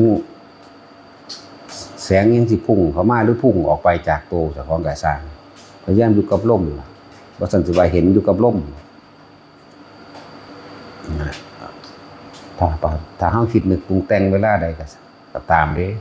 ย่อมมีอารมณ์เกิดขึ้น2อย่างมีความพอใจกับบ่พอใจโลดนั่นพบเกิดโลดนั่นพยายามสิเอาอยู่กับลมอย่างเดียวเด้อ มันก็อยู่ปัจจุบันของมันบางทีบ่อยู่กับลมก็อยู่กับอาการปิติอันใดอันหนึ่งที่มันเกิดขึ้นในตัวเองอันอื่นแทรกซ้อนก็บ่ต้องไปสนใจอันที่แทรกซ้อนถ้ามันกำลังสิกังขาวิตกมีความของใจนั่นแหละกังขาเลยกลับมาลงปั๊บโลดอย่าปล่อยมันชินในการคิดมันกำลังสิวิตกกำลังสิกังขาว่ามันคือหยังวะเนี่ยปั๊บเข้ามาโลดปรับเข้ามาล่มได้มันปรับไปแนวอื่นได้นี่อันเว้าอยู่เดือนนั่นแหละมันสิพระพุทธเจ้าองค์นั้นองค์นี้มาเทศน์อยู่ซื่อๆโลดบ่ต้องไปสำคัญมั่นหมายใส่ใจว่ามันจริงมันจังอีหยังพระสงฆ์องค์นั้นองค์นี้เขามาแปลงกายเป็นยักษ์แปลงกายเป็นนั่นเป็นนี่ให้เบิ่งก็เบิ่งอยู่หั่นมันบ่ได้อยากเบิ่งดอกความจริงมันก็เป็นขึ้นมาเอาเองของมันเมื่อมันเป็นขึ้นมาเอาเองของมันแล้วอย่าไปติดตามมันคือจะคิดตามมันจักสิใส่คำใดดีพวกบ่เข้าใจถามแต่อันเก่าภาษาปิติสำนีหนึ่งนะอันนั้นคือหยังจะให้มันเกิดวัตถุอย่างกับแตกแขนงจักแตกแขนงแปลงเอาไปเป็นนั่นละเว้ยเนาะก็สิไปเว้าให้มันถูกแต่อันเจ้าของเป็นนั่นว่าเขาเป็นเนาะทุกอย่างนั่นแหละเนี่ยนั่นมันบอกก็ยังว่ามันเว้าบ่เบิดดอกแต่ผู้ฟังนั้นที่ใส่ใจสำใดแท้บอกว่าเกิดนึงขึ้นก็สร้างเห็นพระพุทธเจ้าย่างมาเทศนาเรื่องใดก็สร้างอย่าคิดตามแค่นี้อย่าคิดตามอย่าคิดนำพระสงฆ์องค์ใดแล้วย่างมากเหาะมากก็ตามอย่าคิดตามอย่าคิดนำรู้อยู่กับลมคำว่ารู้คือเห็นอยู่ได้ยินอยู่กับลมนี่นะอย่าเอาความคิดออกจากลมแหมอย่าออกจากลมนะอย่าคิดตามเป็นผีเป็นงูเป็นหยังมากกับช่างเถอะนั่นแหละโอ้ยมันลายกระดอทำสับสิเบาเป็นเรื่องเป็นเล่าเป็นบ้านเป็นเมืองเป็นภพเป็นศาสตร์นับกับบ่ได้เด้แต่ไปค่ายคิดน้ำยังกับประสาทตายเลยด้วยบ่คิดน้ำเป็นเรื่องเป็นเล่าเด้ว่าธรรมดาเด้เท่าใดเป็นเท่าใดล้านปุ๊บไหลเป็นเหมือนข้าวเดียวแต่ไปกุมคิดด้วยน้ำอันมันเกิดประมาณบ่ไรนั่นโอ้ยเป็นบาปให้มันว่างปล่อยให้เบิดเลยเห็นหยังกะสร้างได้ยินหยังกะสร้างได้กลิ่นหยังกะสร้างอย่าคิดตามจะไปอยากหูเหตุผลกับมันนั่นแหละ หลักการดูจิตก็คือดูลมนั่นแหละไม่ต้องไปดูเนื้ออื่นดอกไปสิอยู่กับความว่างอยู่กับลมนั่นแหละถ้าว่างโดยเจตนายังมีอยู่ดังนั้นอยู่กับลมให้มันนักแน่นจนว่ามันเป็นเกิดยังขึ้นกับซันเป็นว่างๆในลมโหลดมันก็แล้วเองหรอกมันบอกว่าถือดอกอันว่างอันอีหลีมันนั่น มันมีแต่อุปมาอุปไมยเปรียบเทียบให้ฟังซื่อนะทุกคนเน้นนิพพานอย่างเดียวได้นี่มิแต่สิบ่สนใจว่าสิไปอีหยังกับไผอย่างเดียวบ่ได้สนใจว่าสิเป็นหยังได้หยังอย่างเดียวเลยบ่ต้องไปกังขาหรือวิตกว่าคือหยังอย่าไปหาคำตอบคำถามจากสิ่งที่มันพุดขึ้นเกิดขึ้นเถอะตั้งแต่เรื่องเล่าที่เฮาเห็นกันหาอยู่หากินเดี๋ยวนี้มันก็ยากครับเพราะแห้งแล้วยังสิไปยากในเข้าไปอีกกับแนวนั่นซื่อเนี่ยมันพุดขึ้นซื่อเป็นสั้นเนี่ยจังว่าแต่ละคนเน้นหนักในร่มเด้อเกิดขึ้นกับสร้างอยู่กับร่มเดี๋ยวเฮาสิรู้เอาเองดอกปล่อยหรือบ่ปล่อยนั่นน่ะมันสิรู้เอาเองในตัวของเองดอกบ่มีคำอธิบายดอกแต่มันปล่อยแท้ๆดอกนั่นแหละผ่านมาแล้วไปถึงจุดปล่อยจริงๆเลยนั่นน่ะบ่มีคำอธิบายมันมีแต่อยากหัวซื่อๆหรือยิ้มๆไปซื่อๆแต่แล้วไปเลยมันบอกศัพท์บ่ถูกมันบ่มีศัพท์มันบ่มีรูปมันบ่มีนามมันบ่ฮู้ว่าสิใส่ชื่อว่าจังไดเนี่ยผู้ใดไปถึงเมืองหันน่ะผู้นั้นก็รู้นั่นแหละวิธีที่เฮ็ดให้ถึงตัวนั้นได้ลมหายใจอย่างเดียวอย่าจะไปเอาเรื่องอื่นเถอะเอาละพอ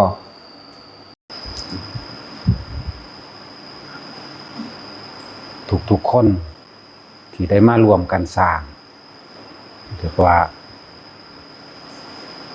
จบกันสร้างธรณีสงฆ์หรือว่าวิหารทานคำว่าวิหารทานก็รวมทั้งแผ่นดินรวมทั้งกุฏิต่างๆสารพัดนั่นแหละทั้งหมดเลยที่เป็นเครื่องรองรับทานอันเป็นวัตถุทานสูงสุดก็คือวิหารทานแผ่นดินที่เป็นที่รองรับแก่หมู่คณะสงฆ์ในว่าแม่นต่างๆว่าหมู่ภิกษุสงฆ์อย่างเดียวสงเคราะห์โลกร่วมทั้งคนทั้งร่วมทั้งสัตว์เด้อน่าเป็นไรเทียบแล้วว่าท่านวัตถุท่านสิ่งใดก็ช่างให้สัตว์เดรัจฉาน100ก็บ่พอให้คนทุศีลเที่ยนึงให้คนทุศีล100ครั้งก็บ่สู้คนมีศีลให้คนมีศีล100ครั้งก็บ่สู้คนมีฌานให้คนมีฌาน100ครั้งก็บ่สู้คนที่เป็นโสดาสกิทาคาอนาคาไล่เทียบกันไปจนถึงว่าให้พระอรหันตสาวกคือพระโมคคัลลาสารีบุตร100ครั้งก็ไม่สู้ให้พระปัจเจกกับพุทธเจ้า1ครั้งนะบันท่านให้กับพระปัจเจก100ครั้งก็ไม่อาจสามารถสู้พระพุทธเจ้าแม้เพียง1ครั้งบันท่านในพุทธเจ้า100ครั้งก็บ่สู้อันเรียกว่าวิหารทานแม้นเพียงครั้งเดียวนั่นแหละถึงว่าถ้าว่าสูงสุดในอันวัตถุทานต่างๆก็คือวิหารทานแผ่นดินนี้เป็นที่รองรับทุกชีวิตสรรพสัตว์ที่เขามานั่นแหละก็เรียกว่าสังฆทานโดยวิหารทานนี่เป็นทานอันสูงสุดทุกคนมีส่วนร่วมนำกันเบิดทุกคนเลยบ่ว่าสิบาทหนึ่งถึงแสนถึงล้านก็ช่างทุกคนพึงระลึกนึกถึงมันคุณงามความดีที่เจ้าของเฮ็ดไว้บ่ได้เกี่ยวกับคุณค่าตรงที่ว่าบ่ได้เกี่ยวตรงที่ว่าเงินน้อยเงินหลายเด้เกี่ยวตรงใจบริสุทธิ์ใจที่จะเฮ็ดบ่ได้หวังสิ่งใดตอบแทนบ่หวังผลในทานบ่มีจิตผูกพันในผลแห่งทานบ่ได้ระลึกนึกถึงว่าอยากได้อยากดีอยากมีอยากเป็นหยังเมื่อเฮามีแผ่นดินหรือธรณีแห่งสงฆ์มีวิหารทานแล้วมันก็ให้มีวิหารธรรมนำอันเป็นเครื่องอยู่พุทธานุสติคือเฮาสิสร้างพระพุทธรูปนี่ก็เป็นพุทธานุสติอย่างหนึ่งบ่ว่าจะสิมีบาทหนึ่ง2 บาทหรือเท่าไหร่ก็ช่างการนึกถึงโดยภาพก็คือการจำภาพพระพุทธรูปเฮานี่แหละการนึกถึงโดยธรรมคือคำสอนการนึกถึงโดยสงฆ์คือพระสงฆ์สาวกผู้ควรปฏิบัติตามผู้ควรบูชาแปลว่ากระทำตามด้วยความเคารพนอบน้อมด้วยใจอันบริสุทธิ์บ่ได้หวังสิ่งใดตอบแทนดอกเนี่ย นั่นแหละจึงว่าถ้าเฮามีพุทธานุสติเฮาก็ขอให้มีธรรมานุสติคือคำสอนสัตว์โลกเป็นไปตามกรรมมันตนแลเป็นที่พึ่งของตนมั่งรวมแล้วก็คือความหมายเดียวกันนี่แหละ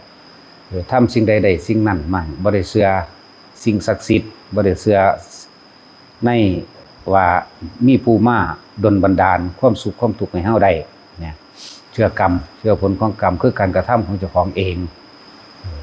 บ่ได้เชื่อเลิกงามยามดีบ่ได้หวังพึ่งผู้อื่นนะ ให้พึ่งตนเองให้พึ่งธรรมคือความจริงกระทำตามความเป็นจริงมีสัจจะคือรู้แจ้งเห็นจริงตามความเป็นจริงเป็นเฮาสิว่างได้หรือบ่ได้ก็ช่างแต่ว่าให้นึกถึงสัจจะคือความจริงของทุกชีวิตสรรพสัตว์เกิดมาตายความจริงของทุกชีวิตสรรพสัตว์ล้วนแล้วถ้าเป็นไปตามการกระทำของเจ้าของเองบ่ได้เป็นไปตามผู้อื่นความจริงของสรรพสัตว์ก็อนิจจังคือความบ่เที่ยงแท้แน่นอนบ่หาความจีรังยั่งยืนบ่ได้สุดท้ายแล้วก็ต้องแตกดับเป็นธรรมดาตายเป็นธรรมดาผู้ใดยึดผู้นั้นทุกข์ดังสี่เรียกว่าวิหารธรรมอันหนึ่งตาจำเฮาก็มีตาจำเป็นใดตาจำก็จำภาพพระพุทธรูปภาพพระสงฆ์นั่นแหละว่าพุทธานุสติเรื่องของใจเป็นธรรมานุสติคือการทำความเข้าใจเห็นตามความเป็นจริงไม่ได้เห็นไปตามความคิดที่เคยได้ยินได้ฟังมาสังฆานุสติระลึกนึกถึงพระสงฆ์ผู้เพิ่นนำธรรมะคำสอนของพระพุทธเจ้าออกมาแสดงเนี่ยระลึกนึกถึงพระสงฆ์แบบนั้น จังว่าพวกเขามีส่วนทั้งเบิดในนี่แหละเมื่อมีวิหารละทานแล้วมีเครื่องรองรับสรรพสิ่งที่จะเกิดขึ้นในนี่เป็นถ้าหาบ่มีขี้ดินเป็นที่ตั้งพระพุทธรูปก็ตั้งบ่ได้บ่มีขี้ดินธรณีอันนี้เป็นที่ตั้งแห่งการปฏิบัติของหมู่สงฆ์นี่ทั้งเบิดเลยทั้งคนทั้งหมู่ภิกษุสงฆ์นั่นแหละทั้งคนทั้งพระนั่นแหละเป็นที่ตั้งที่รองรับก็เลยว่ามันใหญ่ก็เลยแต่ทั้งเบิดนี้เนี่ยเฮาบ่ได้ปรารถนาหวังหยังดอกว่าความอยากได้หรืออยากเป็นหยังเฮ็ดไปเถอะคนดีหรือคนบ่ดีก็ช่างเฮ็ดอีหยังขึ้นกระทำสิ่งใดสิ่งหนึ่งขึ้นก็ช่างส่วนมากสิมีความ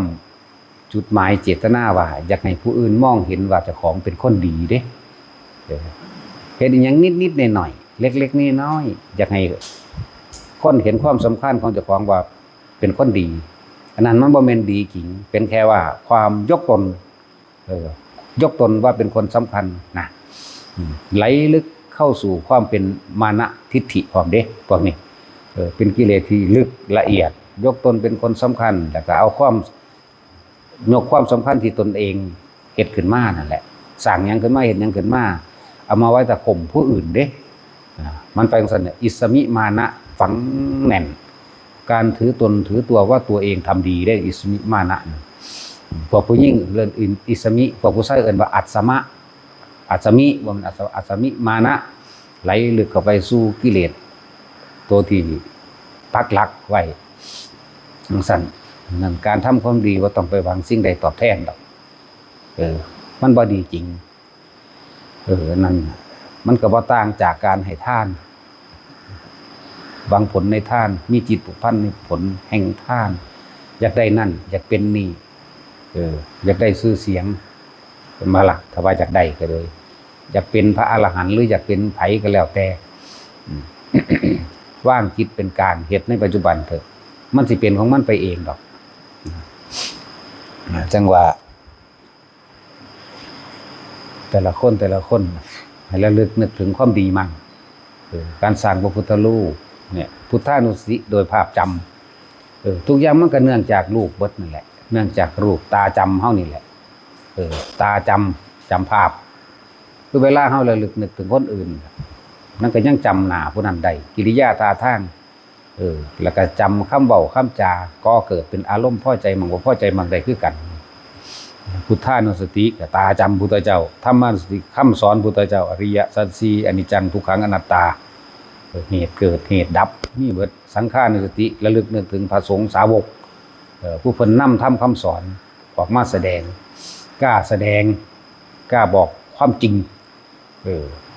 บ่มีสิ่งเคลือบแฝงได้ผู้เพิ่นกล้าบอกความจริงบ่ได้หวังว่าไผสิมาเคารพศรัทธาเด้นั่นแหละทั้งว่าแต่ละคนให้มองเห็นความทุกข์ที่มันเฮาเข้าไปความทุกข์ที่เฮาเข้าไปยึดมั่นถือมั่นเฮาปรารถนาหยังเฮาอยากได้หยังนั่นแหละความยึดมั่นถือมั่นก็ดีให้มองเห็นแม้นเกิดไปในชาติหน้าแม้นได้ดังหวังที่ตัวเองว่าปรารถนาไว้ได้ก็ทุกข์คือเก่าเจ็บปวดป่วยหิวร้อนหนาวพัดพรากจากสิ่งที่รักคือเก่าจงทำปัจจุบันให้ดีที่สุดปัจจุบันทำเดี๋ยวนี้ละเดี๋ยวนี้ขาดออกเดี๋ยวนี้เด้ทุกคนมีนิพพานชั่วขณะนี้ นิพพานขณะปัจจุบันนี้ได้ทุกคนนั่นแหละนั่นแปลว่าดับเย็นดับเย็นนี่คือการให้ทานหยังกะช่างบ่มีความหวังในความอยากได้อยากดีจึงมีเป็นมันดับเย็นเหรอเด้นั่นเย็นคือไม่กระวนกระวายเร่าร้อนเย็นเรื่องว่านิพพานนี่แปลว่าดับเย็นสังเกตความรู้สึกเจ้าของนั่นแหละท่านยังไปปุ๊บนี่เฉยเมื่อยไปเลยนะเปรียบเทียบเฉยเมื่อยบ่มีอารมณ์ใดๆทั้งสิ้นนะเท่านั้นมันเด้แล้วก็อุทิศบุญออกไปมันจะมีผลแต่คนส่วนมากถ้าเราขอแล้วอุทิศมันบ่ไปมันหยุดอยู่ที่ตนเองนั่นในจังหวะแต่ละคนทำความดีให้มันดีจริงให้มันออกจากความบริสุทธิ์ใจที่อยากทำตั้งใจทำเด้นอกนั้นบ่แม่นนะนั่นน่ะเป็นความหวังอย่างหนึ่งเป็นความหวังว่าอยากได้นั่นอยากเป็นนี่เด้จังทำเรียกว่าทำดี เบิ่งความบริสุทธิ์ใจเจ้าของเอาท่านถึงพระนิพพานใดเห็นปะถึงนิพพานใดได้ท่านโดยไม่หวังผลก็ได้หวังผลตอบแทนของท่านที่ท่านไปแล้วบ่มีความคิดระลึกนึกถึงว่าสิได้นั่นสิเป็นนี่เด้นั่นแหละจึงว่าไม่หวังผลในทานไม่มีจิตผูกพันในผลแห่งทานว่าจะได้ดีไม่เป็นตามที่ตัวเองปรารถนานั่นเป็นตัณหาเป็นความอยากตัดด้วยล่ะทีนี้ไม่หวังผลในทานไม่มีจิตผูกพันในผลแห่งทานไม่ปรารถนาสิ่งใดเลยจิตใจของเฮาเลยขาดออกจากความไปข้องเกี่ยวกับความอยากได้ก็จะเป็นขาดออกนั่นแหละจังว่าท่านสิ่งเหล่านี้เข้าไปคนพวกนี้สิบ่ค่อยมีความคิดว่าอยากได้นั่นอยากได้นี่เป็นนั่นเป็นนี่เด้ท่านแล้วไปจิตบ่มีที่ตั้งจักว่าบ่มีลาภยศสรรเสริญเป็นที่ตั้งบ่มีคนมาย่องเป็นที่ตั้งขาดออกจากความหวังบ่มีความอยากได้และอยากเป็นอันนั้นอันนี้เป็นที่ตั้งนี่มันขาดออกเรื่อยนี่มันเจ้าสิตายโดยจับลมหายใจหรือว่าจับลมหายใจก็สร้างในขณะนั้นจิตมันเป็นอุเบกขาจิตมันเป็นอุเบกขาแม้นว่าจะเป็นอุเบกขาเวทนาบ่ท่านหักบ่ท่านสั่งยังไม่รักยังไม่เกลียดยังไม่พอใจและไม่พอใจเด้มันที่เป็นของกลางๆของมันอยู่แม้นจะถูกคลุมด้วยความว่าอุเบกขากระชังพวกนี้ตายแล้วเนี่ยย่อมเข้าสู่พรหมกายิกานะเป็นฐานที่ตั้งแห่งหมู่พรหมทั้งหลายหมู่พรหมทั้งหลายก็คือเอาจิตเป็นกลางนั่นเองยังไม่คิดถึงสิ่งใดสิ่งหนึ่งเด้เป็นกลางบ่ได้คิดถึงความอยากได้และอยากเป็นกับไผเนี่ยหลังจากเขาไปจุติเข้าสู่พรหมแล้วหมดอายุจากพรหมแล้วย่อมเข้าสู่สุทธาวาสอนาคามีเด้บาดหมดจากอายุจากสุทธาวาสแล้วย่อมเข้าสู่ปรินิพพานนั่นเห็นบ่ล่ะมันเป็นจังซั่นครับจังหวะจะไปหวังผลในทานจะมีจิตผูกพันในผลแห่งทานแม้นการกระทำความดีอะไรอื่นๆก็ช่างเถอะความดีอื่นๆมันก็เอาท่านนั่นแหละเป็นเบื้องต้นทั้งบัดน่ะคิดเบื้องระลึกเบื้องดีๆโลดเอาท่านนั่นแหละเป็นเบื้องต้นพุทธเจ้าก่อนเพิ่นสิตรัสรู้เป็นโพธิสัตว์อยู่เพิ่นก็ระลึกถึงว่า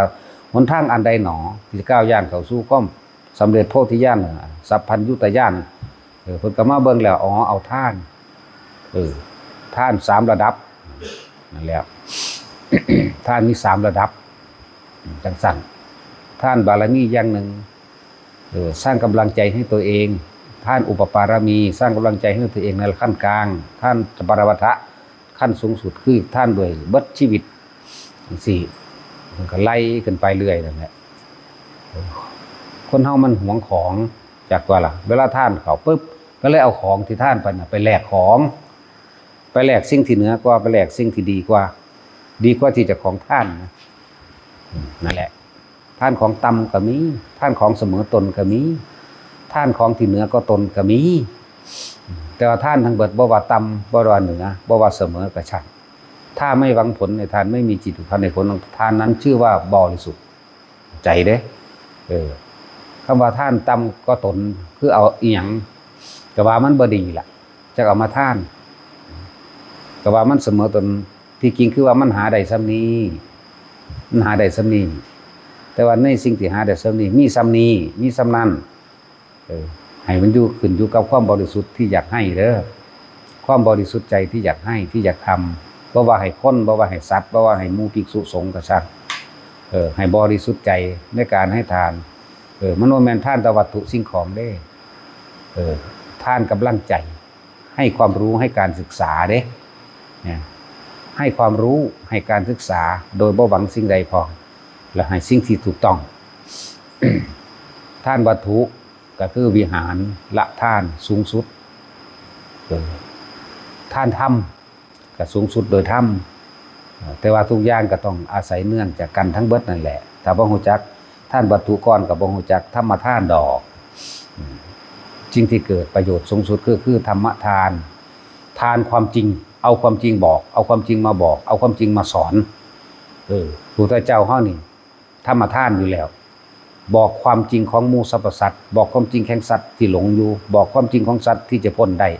เฮ็ดแบบนี้ว่างแบบนี้กระทำแบบนี้บริสุทธิ์ล้วนๆเด้อพุทธเจ้าบ่ได้หวังสิ่งใดตอบแทนเนี่ยบ่ได้ผู้ใดมาเคารพนับถือก็บอกอยู่บ่ให้เชื่อเลยทีเดียวให้ไปฝึกหัดปฏิบัติสักก่อนสิเชื่อหรือบ่เชื่อนั่นก็เป็นเรื่องของเธอนั่นไปหั่นเด้นั่นแหละพวกเฮาจังว่าทุกๆคนที่มีส่วนในวิหารทานก็ย่อมมีอย่างอื่นเข้ามาในวิหารทานเป็นที่อยู่อาศัยแผ่นดินธรณีสงฆ์อันเป็นวิหารทานมีพระพุทธเจ้าเป็นประดิษฐานสู่เป็นเนติเป็นแบบอย่างเฮาก็ต้องมีพระพุทธเจ้าเป็นประธานให้คือเก่านั่นแหละยังก็สร้างเฮาได้จากความรู้ของพระพุทธเจ้าทุกสิ่งทุกอย่างเกิดขึ้นจากพระพุทธเจ้าบ่แม่นตัวเฮาเองเฮาบ่มีปัญญาพุทธเจ้านำพาเฮาก็ทำตามบ่ว่าสิเป็นวิหารทานธรรมทานสังฆทานทุกอย่างนั่นแหละทั้งเบิดนี่เพื่อความบ่อยากเป็นหยังบ่อยากได้หยังเด้อบ่เอาหยังนั่นแหละว่าว่างจิตให้มันบริสุทธิ์ซะว่างจิตบริสุทธิ์คือบ่มีแนวปนบ่อยากได้หยังบ่อยากเป็นหยังวิธีว่างจิตให้บริสุทธิ์ก็อานาปานสตินั่นแหละลมหายใจเข้าลมหายใจออกบ่ต้องไปเฮ็ดอีหยังมากพุทธเจ้าเน้นย้ำอานาปานสติอย่างอื่นเพิ่นประคองซื่อประร่ำเป็นกุศโลบายให้น้องเข้ามาสู่ลมหายใจ เฮาก็เน้นตัวนี้คือกันศึกษาเบิ่งดีๆการทรงฌานการเจริญฌานในที่1ที่2ที่3ที่4เนี่ยเพิ่นเน้น1 2 3 4นี่เท่านั้นดอกเพิ่นบ่ได้เน้นตกถึงที่8ดอกเพิ่นบ่เว้าดูปานใดดอกอันเรื่องอรูปฌานนั่นน่ะการเพ่งอยู่ในลมหายใจอย่าไปคิดยากมันสิแปลยากโพดสติจับหรือว่าคิดถึงลมเข้าคิดถึงลมออกเป็นผู้มีสติขึ้นนึกถึงลมเข้าลมออกสัพพัญญะคือรู้สึกตัวเนี่ยวิธีสิหลอกล่อความคิดบ่ให้มันไปคิดถึงบุคคลสัตว์สิ่งของอันจะเป็นเรื่องก่อเกิดให้เกิดอารมณ์คือพอใจกับบ่พอใจแต่เฮามีสติรู้อยู่ในเนื้อในโตของเจ้าของเองน่ะมันเกิดว่าได้ถึงแม้นว่ามันสิเป็นอุเบกขาเวทนาก็ซั่นยังไม่รักใครยังไม่เกลียดใครยังไม่พอใจและไม่พอใจเด้ตัวนี้สิเป็นตัวจับดักเป็นสติเป็นตัวจับเป็นดนว่านายทวารนายประตูหรือย่ามจับดักความคิดเอาไปแล้วเนาะไปคิดหาเขาแล้วเนาะเนี่ยดึงขึ้นมาล้มไปหาหมาแล้วเนาะดึงขึ้นมาล้มหาแมวแล้วเนาะดึงขึ้นมาล้มนั่นแหละแล้วระลึกนึกถึงลมหายใจตราบใดที่เฮายังมีลมหายใจกับมีความรู้สึกตัวของตัวเองอยู่พบอันอื่นเกิดบ่ได้ดอกล้วนแล้วแต่สิเป็นเหตุเป็นปัจจัยไปสู่ปณินิพพานเบิดนั่นแหละการเข้าสู่ลมหายใจตัวนี้ เพิ่นก็บอกไว้แจ้งแล้วล่ะอีหยังคือดีท่านถึงพระนิพพานได้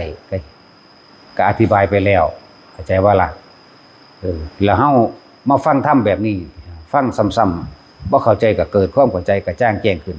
เมื่อกระจ่างแจ้งขึ้นแล้วก็เกิดสติระลึกนึกถึงอันลมหายใจตัวเองดูเข้าบ่อยๆมากๆดูเข้าเกิดความเคยชินแต่มันนั่งสิเห็นดอกเห็นในตัวเองนั่นแหละ สติระลึกนึกถึงลมเข้าลมออกเกิดอาการปิติเกิดขึ้นนั่นแหละปฐมฌานนั่นเป็นผู้มีสุขอยู่ในปฐมฌานมาเป็นผู้มีสุขอยู่ใน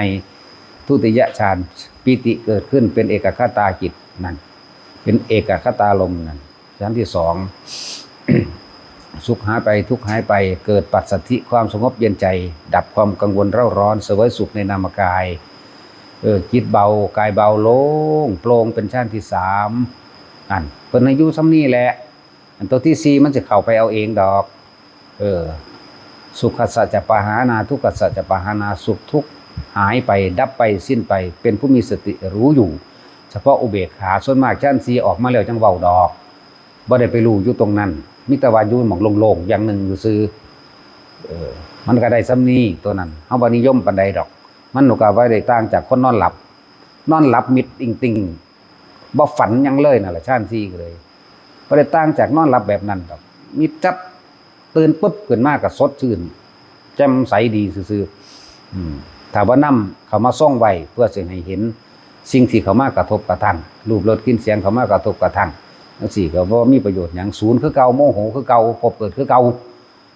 ฉะนั้นค่อยๆเฮ็ดไปตามลำดับมันนั่นแหละ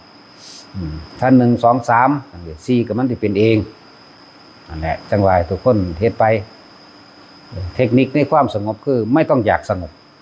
แค่มีสติรู้อยู่นึกถึงเฉพาะลมเข้าลมออกกับอาการปิติอยู่ระหว่างเจ้าของเอง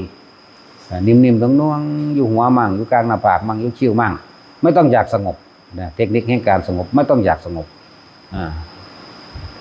เฮ็ดจังใดจังสิเจริญยิ่งไม่ต้องอยากเจริญยิ่งเหมือนเดิมนึกถึงลมเข้านึกถึงลมออกอยู่แค่นี้แหละทำยังไงจึงจะบรรลุไม่ต้องอยากบรรลุอยู่กับลมคือเก่าเน้นสติระลึกสัมปชัญญะความรู้สึกตัวสตินึกถึงลมเข้าออกสัมปชัญญะรู้สึกตัวเองที่ในกายเวทนาจิตธรรมกันก็เกิดเองดอกกายเวทนาจิตธรรมล้วนแล้วแต่อยู่ในองค์แห่งการตรัสรู้บรรลุธรรมทั้งเบิดโพชฌงค์7เห็นบ่นี่เมื่อเฮาเลือกเฟ้นธรรมดีแล้วหาเครื่องอยู่นั่นเป็นวิหารธรรมโดยอานาปานสติเป็นเครื่องอยู่เมื่อมีเครื่องอยู่ดีแล้วจิตตั้งมั่นมันคงดีแล้วด้วยปฐมฌานทุติยฌานกับฌานเนี่ยปัสสัทธิความสงบเย็นย่อมเกิดเมื่อความสงบเย็นย่อมเกิดแล้วนี่สมาธิชื่อว่าจิตตั้งมั่นนี่แปลว่าไม่จิตตั้งมั่นในความสงบไม่หวั่นไหวกับสิ่งที่เข้ามากระทบกระทั่งจึงเป็นอุเบกขานี่เห็นบ่ล่ะแล้วโพชฌงค์7ก็เลย ธรรมะเลือกธรรมะดีแล้วเลือกเครื่องอยู่ของตัวเองเลือกหยังเลือกลมหายใจเข้าออกก็เกิดปัสสัทธิปิติปัสสัทธิปิติเกิดที่กายทำความรู้สึกทางกายว่าเป็นคนลุกมั่งเป็นนั่นเป็นนี่มั่งว่าปิติเกิดที่กายแล้วปัสสัทธิความสงบเย็นย่อมเกิดมันก็เกิดตัวมันบ่ไปคิดถึงไผมันอยู่ในลมของเจ้าของเองปัสสัทธิเกิดเมื่อปัสสัทธิสมาธิเกิดสมาธิจิตตั้งมั่นไม่หวั่นไหวเมื่อจิตตั้งมั่นไม่หวั่นไหวแล้วอุเบกขาเกิดคือสิ่งทั้งหลายทั้งปวงเมื่อเข้ามากระทบแล้วไม่หวั่นไหวเลยสมาธินั่นแหละเนี่ยมันก็ร่วมโตอยู่นี่นั่นแหละเวลามันดับมันก็ดับแบบนั้นแหละแต่ว่าล่ะมันบ่แม่นว่าต้องอย่างนั้นต้องอย่างนี้ดอกนั่นแหละมันเข้ามากระทบกระทั่งเพราะว่าเฮารู้โทษรู้ภัยของมันแล้วในการคิดรู้โทษรู้ภัยในการนึกอยากให้ผู้นั้นเป็นจังซั่นจังซี่รู้โทษรู้ภัยมันแล้วเมื่อรู้โทษรู้ภัยแล้วมาอยู่กับตัวเองมากๆต่อไปเรื่อยๆครับเขาว่าอุเบกขาสิ่งใดสิ่งหนึ่งเข้ามากระทบแล้วจิตไม่หวั่นไหวไม่คิดไม่นึกไม่ความอยากใดทั้งใจอารมณ์เกิดไม่ได้พอใจกับไม่พอใจดับไปเป็นอุเบกขาเนี่ยแหละทุกคนไปเฮ็ดเอาพอละ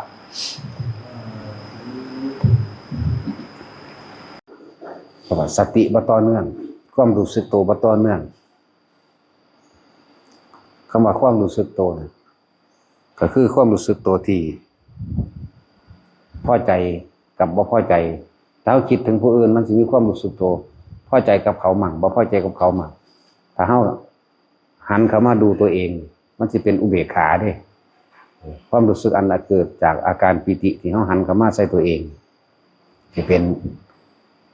ความรู้สึกสิเป็นอุเบกขาเวทนามี3สุขเวทนาคือพอใจทุกขเวทนาคือบ่พอใจแล้วก็อุเบกขาเวทนาถ้าเราคิดถึงผู้อื่นมี2อย่างโลดพอใจกับบ่พอใจนั่นพบเกิดเลยว่าเฮาทำความรู้สึกกับตัวเองบ่ต่อเนื่องหลายคนบ่เข้าใจคำว่าความรู้สึกพอใจกับบ่พอใจพอใจก็เกิดบ่พอใจก็เกิดเด้แต่ว่าอุเบกขาในตัวเองตอนนั้นจิตมันสิเป็นกลาง เป็นอุเบกขาแม้นมันสิเป็นอุเบกขาเวทนากระช่างแต่ว่ามันสิเป็นกลางๆของมันก่อนเหมือนกับว่ามันจะค่อยจับดัก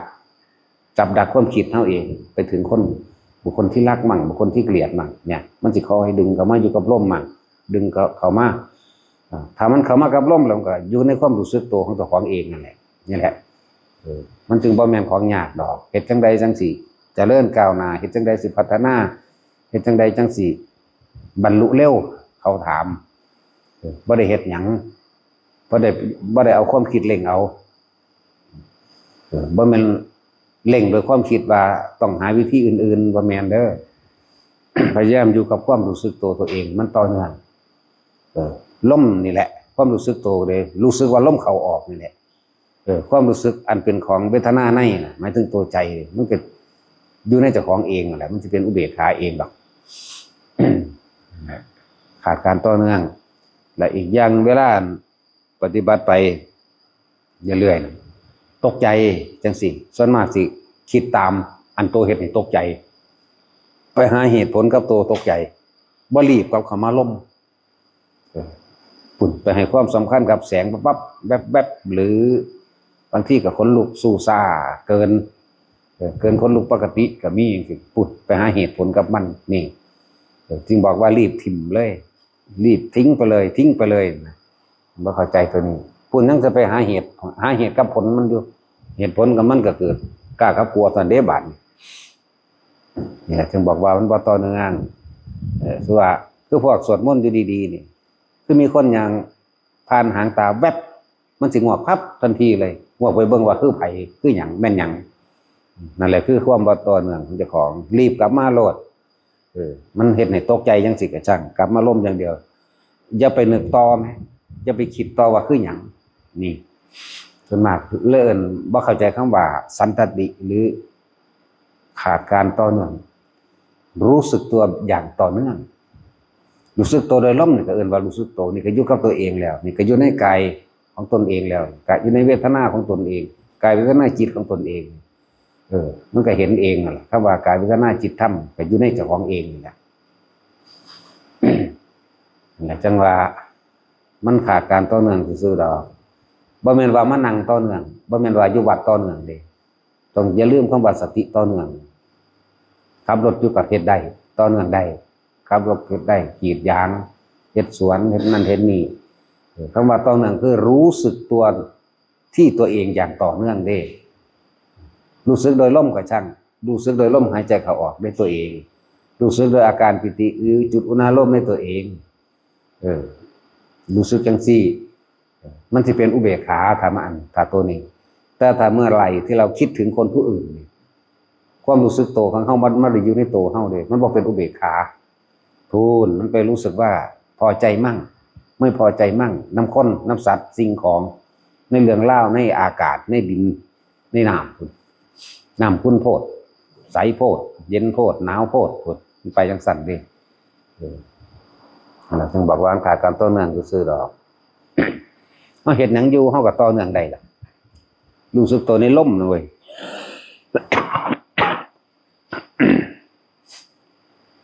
ทำความรู้สึกตัวในกายลมก็คือกายในกายอันหนึ่งเมื่อมันนิ่งดีแล้วมันก็เข้าไปสู่เวทนาจะเป็นเวทนาในเวทนาคือเป็นอุเบกขาเวทนามันก็อยู่ในกายคือเก่าจิตก็คือจิตในจิตก็คือสติกำกับจิตคือบ่ให้คิดไปทั้งไม่นั่นแหละกายเวทนาจิตมันก็เห็นเองดอกคำว่าธรรมคือสิ่งทั้งหลายทั้งปวงเห็น เห็นว่าความคิดนี่กันบ่เป็นของเที่ยงแท้แน่นอนนะจิตก็บ่เป็นของเจ้าของมีความเกิดเป็นธรรมดาดับเป็นธรรมดาหมายถึงว่าคิดถึงผู้นั้นสิคิดแซ่อยู่จังซั่นเลยมันก็บ่แซ่สิคิดถึงบ้านอยู่เลยมันก็มันบ่แซ่อยู่บ้านมันบ่แซ่อยู่กับรถบ่แซ่อยู่กับคนเลยนี่แหละมันก็จับต้นส้นปลายได้เงินมันเองดอกคำว่าจิตมันเดี๋ยวเฮาก็เห็นเองดอกว่าแม้แต่ความคิดนั่นก็มันก็เป็นเรื่องที่มันคิดแต่ว่าเฮาบ่ได้คิดตามมันนี่นะพยายามอยู่ในตัวเองนั่นแหละกายเวทนาจิตธรรมรู้สึกตัวอยู่ในกายของเจ้าของเองโดยอาศัยลมรู้สึกว่าหายใจเข้าออกรู้สึกว่ามีอาการปิติอยู่กลางหน้าผากหรือปิติ แล้วก็จิตในจิตก็คือสติกำกับจิต ถ้าเขาอยู่ในลมถ้าเขาอยู่ในเวทนาเขาเองมันก็กำกับของมันเองหรอก แต่ว่าต้องไปหาทางในหาความจริงหาธรรมหาความหลุดพ้นแล้วก็บ่ต้องไปอยากคำว่าหลุดพ้นหรือพัฒนาให้เร็วขึ้นแม้แต่ความสงบจังสิก็บ่ต้องอยากเด้แค่ว่าเป็นผู้มีสตินี่รู้สึกตัวลมหายใจเข้าออกหรืออุณาโลมเฮานี่พอแล้วบ่ต้องอยากสงบบ่ต้องอยากบรรลุบ่ต้องอยากรู้บ่ต้องเห็นหยังแค่มีสติอย่างต่อเนื่องกับลมต่อเนื่องกับความรู้สึกในกายส่วนจิตมันคุ้มมูอยู่แล้วล่ะจิตเนี่ยมันคุ้มมูอยู่แล้วเหตุอยู่แค่นี้นั่นแหละไม่ต้องไปแสวงหาทางอื่นเล่นแต่อยู่กับลมเจ้าของเองมันสิลาบลึกหรอกเหตุกรรมฐานอันเดียวนี่มันสิไปใส่ว่าต้องโดดว่ามองหันดีมองนี้ดีนั่นแหละความอยากมันตัวนี่ว่าควรกลัวตัวเองไว้มั่งกลัวความคิดเจ้าของเองนั่นแหละมันสิหลอกว่าสำนักนั้นดีกว่าอาจารย์นั้นดีกว่านั่นไปหันเด้บ่ต้องไปกลัวผู้อื่นดอกกลัวตัวเองนั่นเด้อบ่ต้องไปย่านผู้อื่นหลอกดอกตัวเองหลอกตัวเองเวียนว่ายตายเกิดในวัฏฏะอันนี้มันเท่าไหร่แล้วมีแต่ตัวเองหลอกตัวเองเด้อบ่แม่นผู้อื่นหลอกดอกขอให้อยู่กับตัวเองกายเวทนาจิตตัวเองเนี่ยที่ไปใส่ประสาทเนี่ยเหตุอยู่แค่นี้แหละบ่ต้องไปแสวงหาไสอีกน้องไปดิ้นรนหาครูบาอาจารย์ทั้งใดแล้วเด้ครูบาอาจารย์คือลมหายใจเฮานี่นึงได้บัดเนี่ยแนวอยู่ตัวนี้โลดเกิดนั่งคืนเขาลมคิดนั่งคืนเขาลมตกใจปุ๊บคิดถึงลมปั๊บย่างไปน้ำปลาเนี่ยงูแลนตัดหน้าจวดตกใจอยู่เรื่องตกใจปุ๊บบ่คิดได้ว่างูมาตะใส่งูหยั่งบ่คิดนี่กับเขาลมปั๊บโลดนั่นแหละให้ไปเถอะสักวันมึงก็เข้าใจดอกแต่เฮาถ้าว่าสมาธิมันจะเป็นจิตตั้งมั่นในความสงบอันเป็นอุเบกขาเองดอกตั้งมั่นคำว่าสมาธิเดี๋ยวบ่แม่นนั่งหลับตาบ่แม่นเดินจงกรมอย่างเดียวบ่แม่นนอนอย่างเดียวคือทุกอย่างนี่รวมแล้วเอาจิตตั้งมั่นในความสงบอันเป็นอุเบกขาจิตตั้งมั่นในความสงบทั้งที่มีสิ่งทั้งหลายเข้ามากระทบเด้อกระทบกระทั่งแล้วเฮาไม่หวั่นไหวไม่หวั่นไหวคือบ่มีอารมณ์พอใจก็ไม่เกิดไม่พอใจก็ไม่เกิดนี่แหมบ่มีความพอใจแล้วบ่พอใจดับขาดออกนี่ตั้งหากเคยสังเกตตัวเองบ่เฮาเลี้ยวไปตามนั้นตามนี้ตาเห็นภาพต่างๆบ่คิดเด้ผู้ใดเคยเป็นแบบนั้นบ่เห็นหยังก็สร้างมันก็เลี้ยวเห็นซื่อแต่ว่ามันบ่คิดนำไผนอสิร้ายหรืองามมันบ่คิดเด้ลบจังสิก็เห็นซื่อๆบ่คิดนั่นแหละว่ามันเฝ้าระวังตัวเองจิตในจิตนี่ก็เลยก็อาศัยลมหายใจอาศัยกายพัฒนาจิตตัวเองนี่แหละมันเลยบ่คิดเฮ็ดไปเฮ็ดมามันก็เกิดความเคยชินได้บ่อยมากชินมันก็บ่คิดตักตาเฮาเห็นหยังก็แล้วแต่เบิ่งซื่อๆได้เบิ่งบ่คิดก็มีเด้เดี๋ยวเบิ่งบ่คิดก็มีเด้นั่นแหละหูก็คือกันได้ยินเรื่องนั้นเรื่องนี้บ่เอามานึกปรุงแต่งต่อหาเหตุผลมันนั่นนะอารมณ์มันเกิดบ่ได้เด้นั่นน่ะอารมณ์เกิดบ่ได้พบดับเท่านั้นนั่นแหละตาหูจมูกลิ้นกายนี่กระทบสัมผัสบ่ว่าสิรสชาติอาหารก็ฮู้อยู่มันหังบ่คิดปรุงแต่งต่อมันบ่นึกต่อไปอีกมันก็รู้ปั๊บมันก็ดับลงเท่านั้นนึงเด้ตาเห็นจังซี่มันก็แล้วไปเลยเด้มันบ่ได้คิดต่อเด้เวลาคุยอันนั้นอันนี้ก็คุยเป็นธรรมดาใส่ความคิดธรรมดาแต่ว่าบ่มีอารมณ์ในสิ่งที่คิดแล้วก็บ่ตั้งหวังไว้ว่าสิสำเร็จหรือว่าสำเร็จพร้อมบ่มีความหวังบ่มีความปรารถนาเวลาคุยกันกับหมู่กับพวกเวลาเฮ็ดนั่นเฮ็ดนี่ถ้ามันบ่ได้ดังที่ว่าไว้แล้วไปเลยเด้บ่ได้ไปหาสาเหตุอันนั้นอันนี้เด้แล้วไปเลยนั่นแหละพยายามรีบกลับเข้ามาหลักใหญ่อย่าทิ่มฐานใหญ่เด้ฐานคือลมนั่นแหละไผสิฮู้จักหยังบ่จักหยังก็สร้างฮู้จักลมเข้าออกก็พอน่ะผู้ใดตายในลมแล้วมันก็นั่นแหละบ่ได้กลับมาเกิดอีกดอกในโลกอันนี้พอ